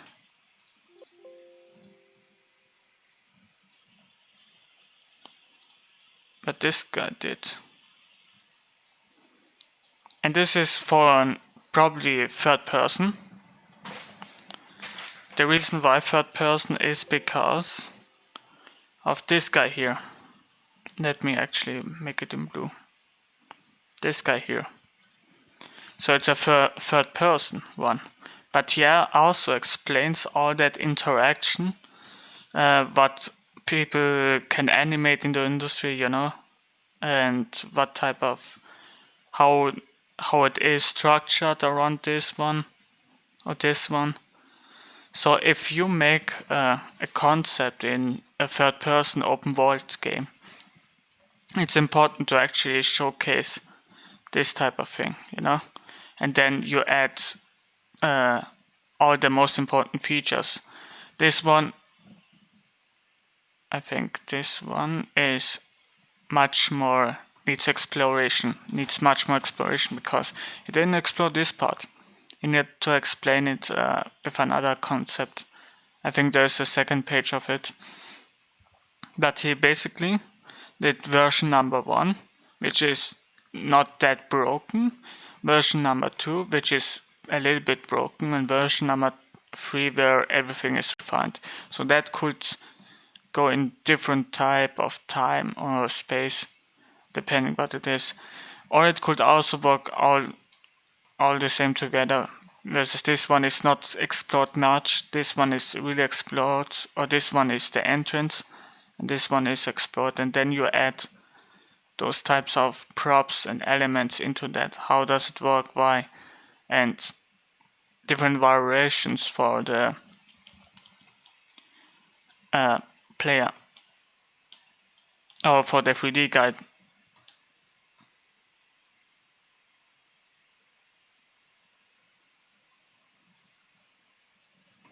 This one could be much more explored, maybe different types of pods, you know.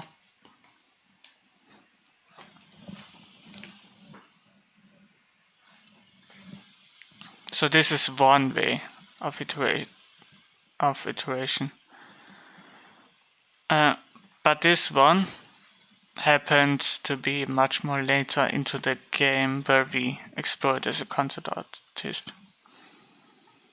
Here another example. This one looks basically like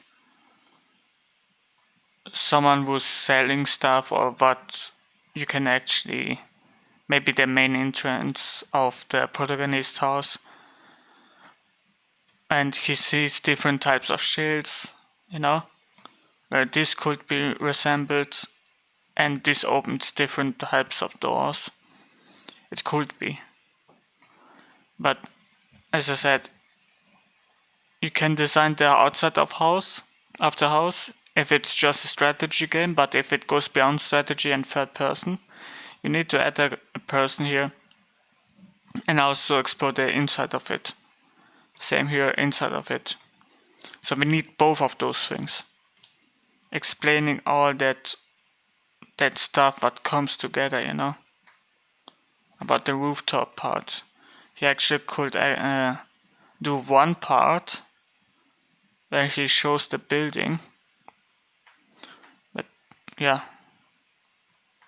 And then the other part which does not show all of it.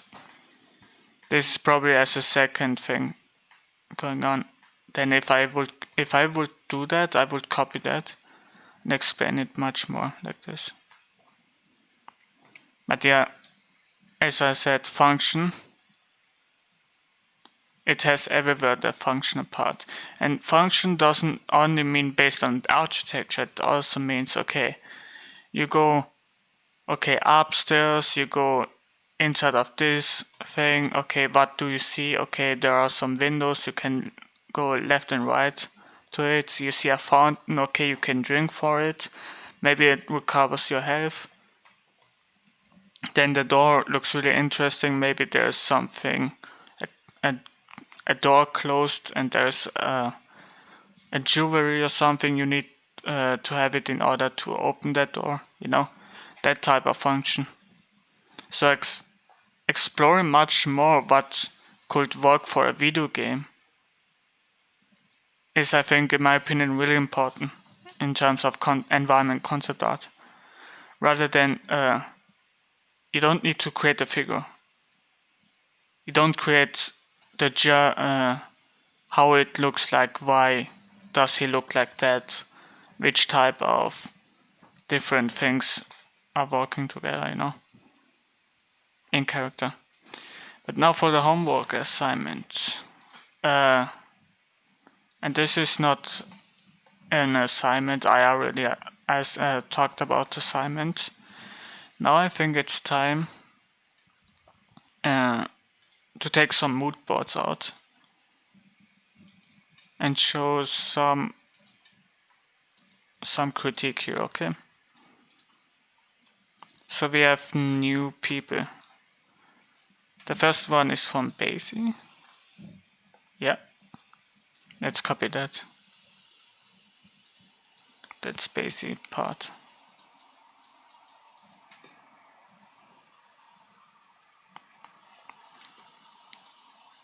The second thing is from Need 10. Let me write it. Need 10. Okay, nice.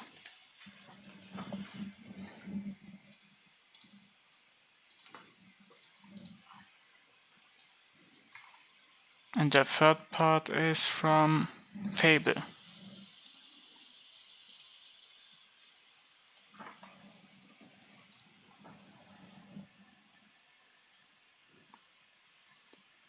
Okay, Fable. Nice. So we have Basie. Nice. Okay. Let me look at Basie. What type of things you created here?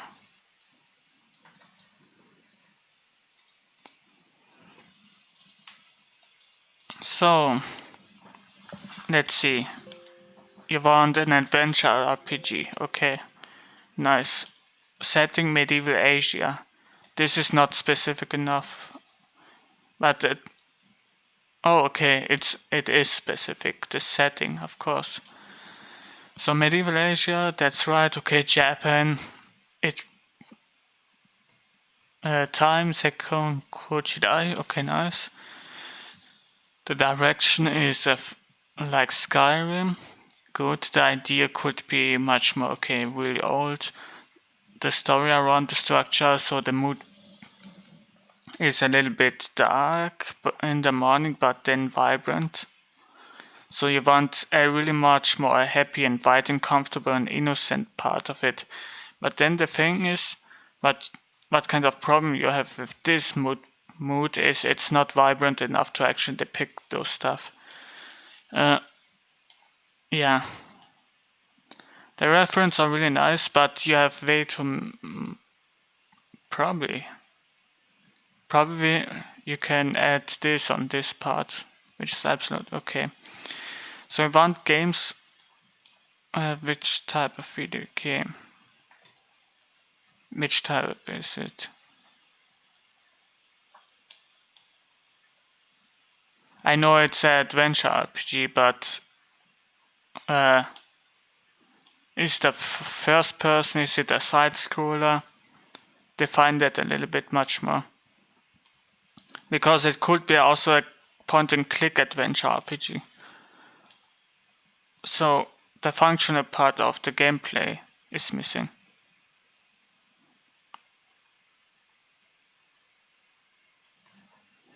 But at least if you have it in your mind, and you know which direction you go, for example, Ori and the Wild Forest, then it's absolutely okay. Based on those shapes, so you want to design those houses based on those shapes. It could be a little bit hard.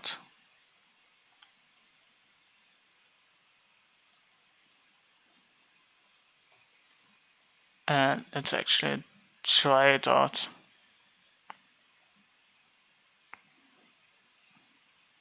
Yeah, you have a lot of stuff to actually research when it comes to Japan, Asia.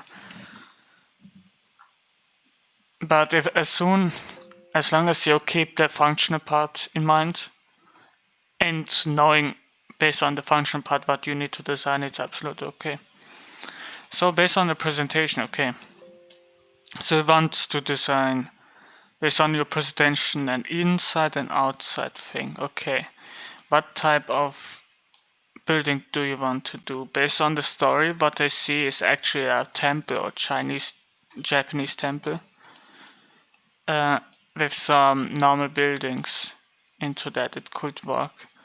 So you can basically explain those parts if you want to add much more challenge into your mood board, into your design. You can actually make normal houses or more based on function building, because this could be a dojo, this could be the main temple, and maybe the lodge where people are sleeping.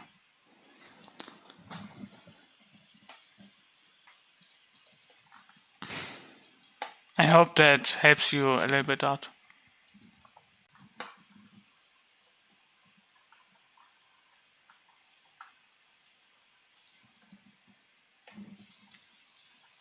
Okay, now to Niten.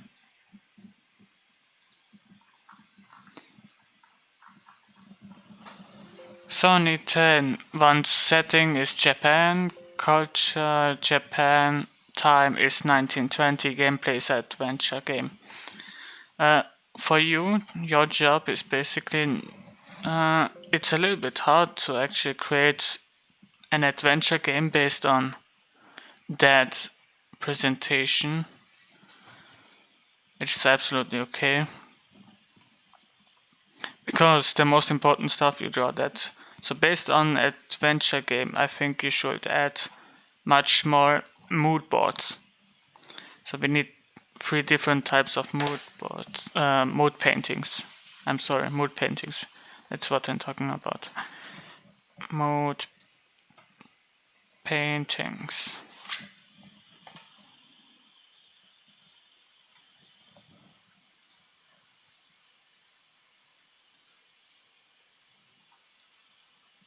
So based on mood paintings, you can also add that into your presentation here. Because you're doing an adventure game rather than something strategic. I can't hear anything. I'm sorry. Don't worry, the class is going to be recorded. At least Streamlabs shouldn't be inside of it. I mean, at least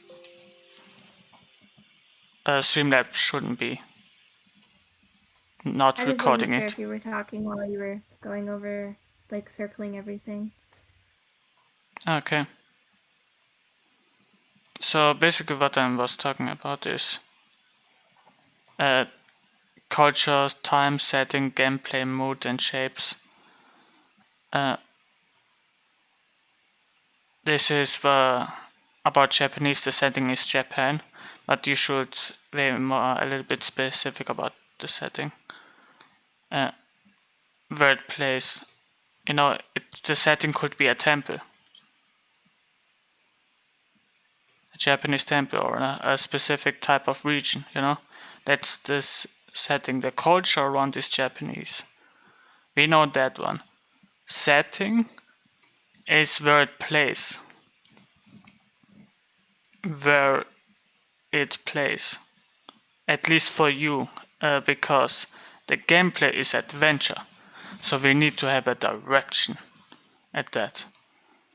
And this is one way to do it, yes, if it's a specific object what you want to explore for it. But then you need to add those specific objects inside in a mood painting. So this kind of presentation is necessary for you, I think. So mood paintings are really important for you. Reference stage. There's so much things going on.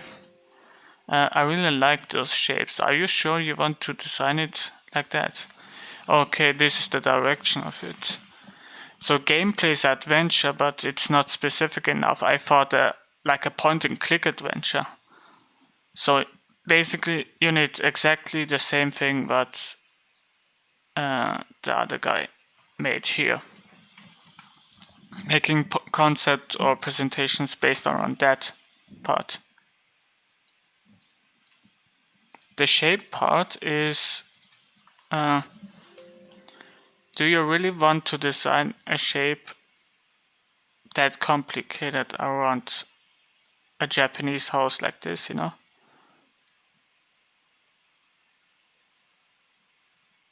where everything is really, really complicated. This is the final stage of the shape. You show final stages. Here are the same final stage. This is way too simple. The shape part is much more exploring the way how it works. How could a Japanese building work? You know, if it's a triangle, you try this triangle to make it like a box. You know, that's the job of your shape exploration.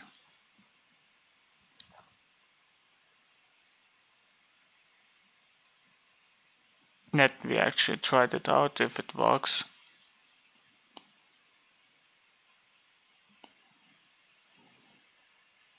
And then you have your Japanese house here.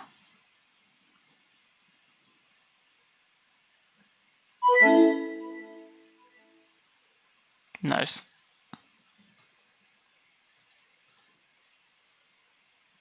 So based on only one shape, you don't need crazy shapes like this. This is for the, as I said, the third phase. Yeah, based on. We need a base or at least something to explore around, you know. Meanwhile, we design your Japanese or mine Nordic type of mythology thing. That's why we added this section here for the shape part. I keep that in mind all the time if it comes to that, because if the shape part is in the other one. Come on. Thank you. Okay. So the shape part is in the other one. And I tried non-stop triangles to do. You see triangles, triangles, triangles. I really love this triangle part. It's non-stop. My houses are based on triangles. It's reading.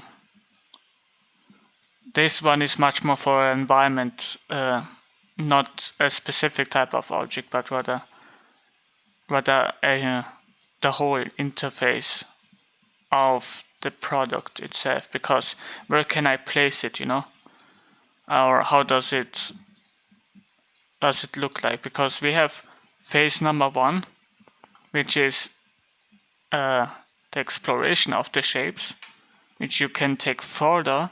You don't need to actually do based on history the shape. You can also change the shape complete. That's the thing that was not clear here. I hope that helps you out.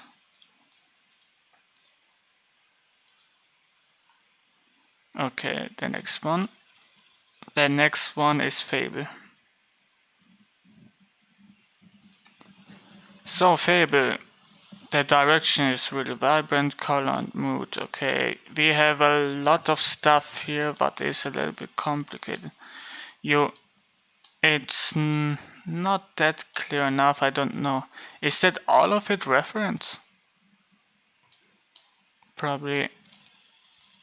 Street scene shapes. I really like the shapes. That's way too complicated again. The direction. Let me at least go to gameplay and settings. So gameplay sandbox, okay.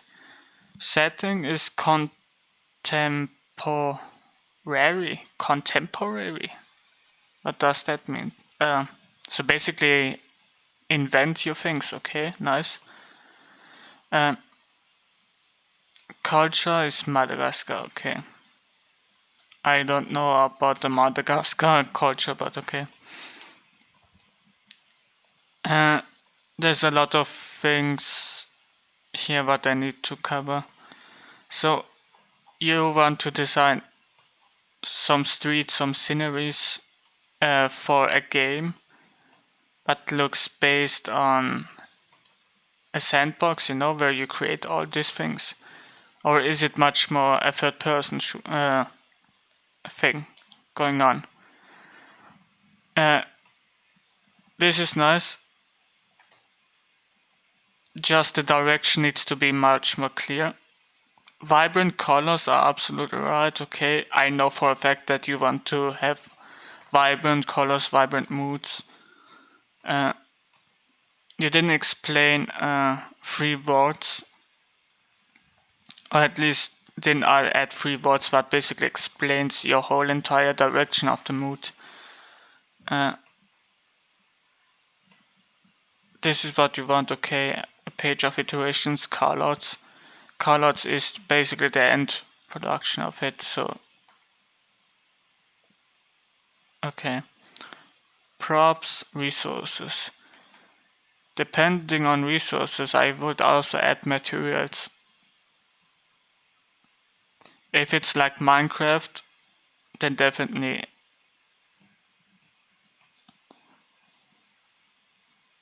So you need to add a lot of stuff. In terms of materials, I don't know what is reference and what's not. Is all of it reference? That's the big question. If it's all, let me try and pretend this is all of it, of the reference. I think, in my opinion, you are in a good direction. You know, you chose this house because maybe of the rooftop.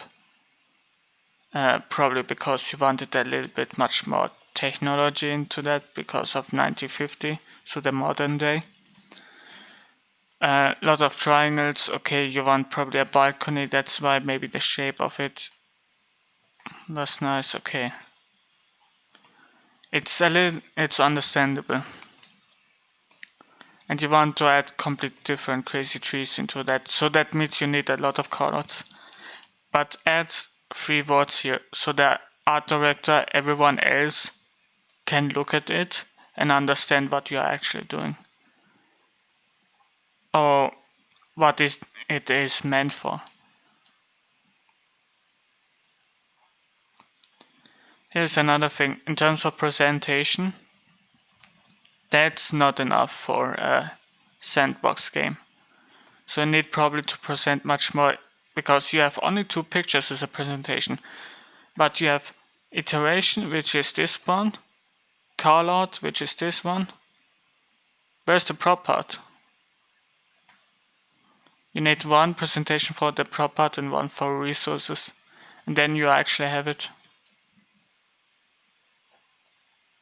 And also the 3 words. So up to the next one. This time we add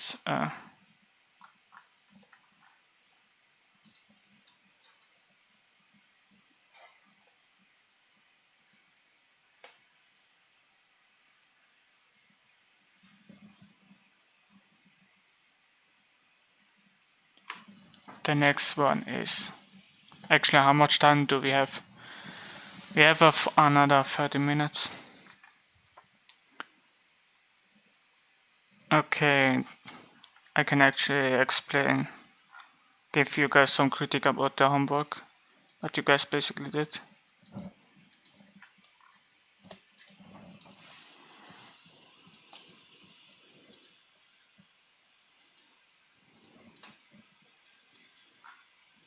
So let's see, which one is, that's Turk, but okay.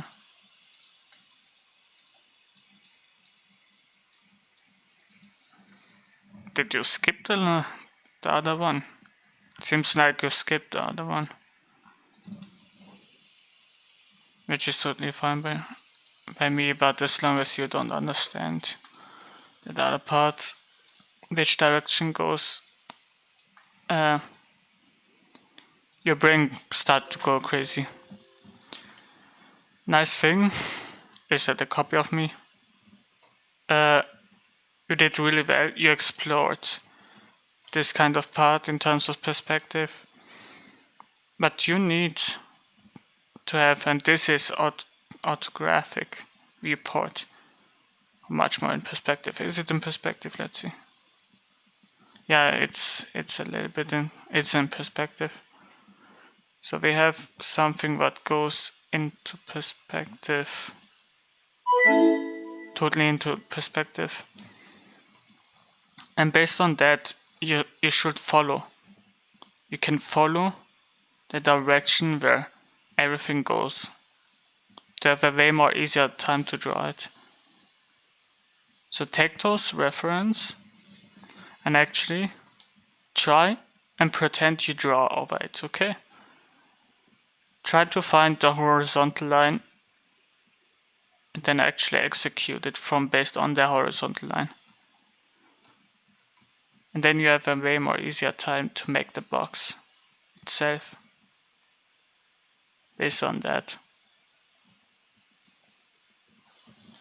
I think it's way more further.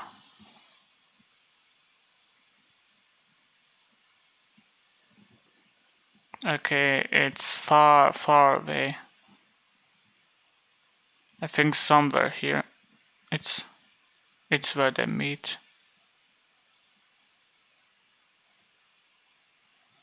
So it's really far away.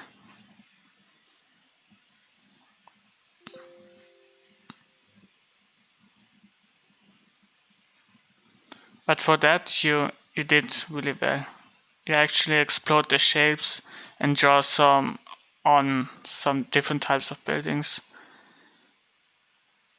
I'm actually really proud of you that you did that, because not many people do that. But what I would do is you should much more practice, way more boxes, you know.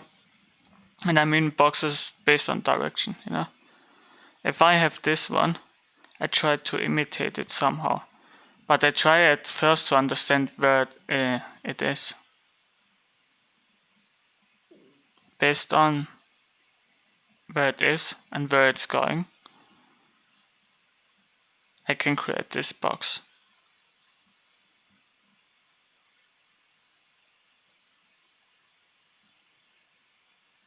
Based on my perspective.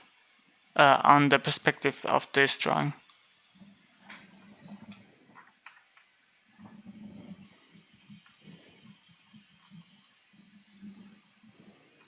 But yeah, keep it up.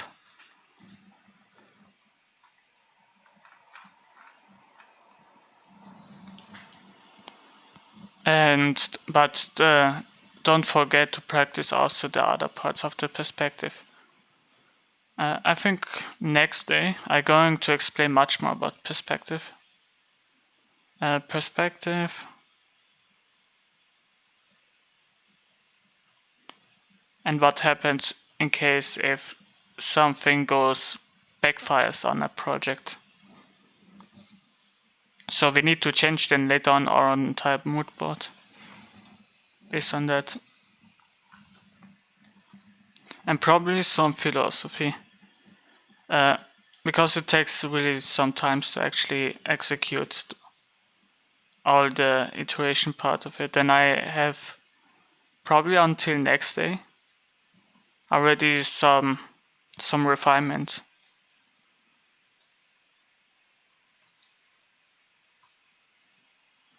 Don't worry, Turk. It's going to take some time to actually draw and design that or practice that, because at the beginning my head hurt it a lot too. So don't worry about it. It's fundamental. It's hard work. So you need to have chill. You need to chill, and that's the thing.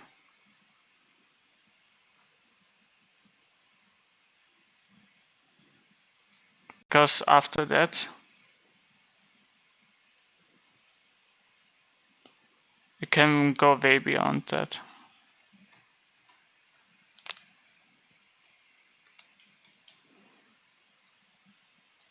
I use the ruler.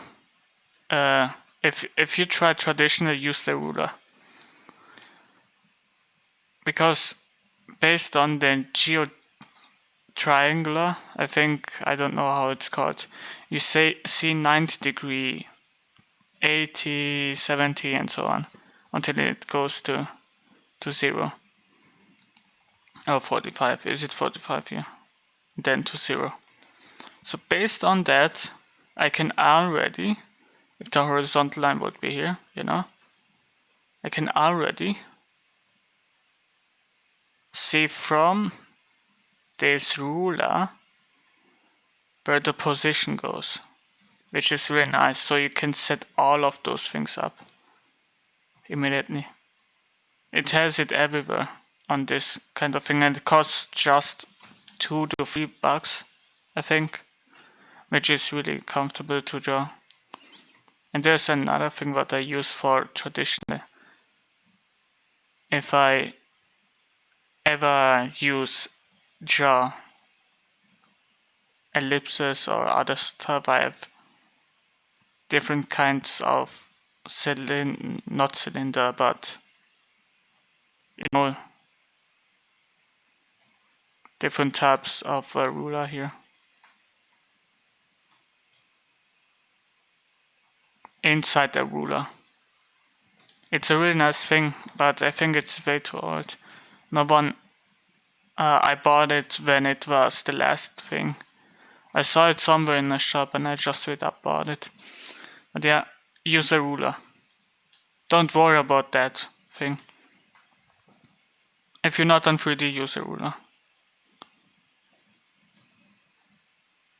It saves sometimes.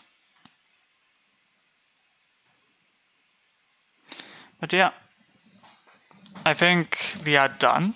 At least let me just close it and we probably see us next day.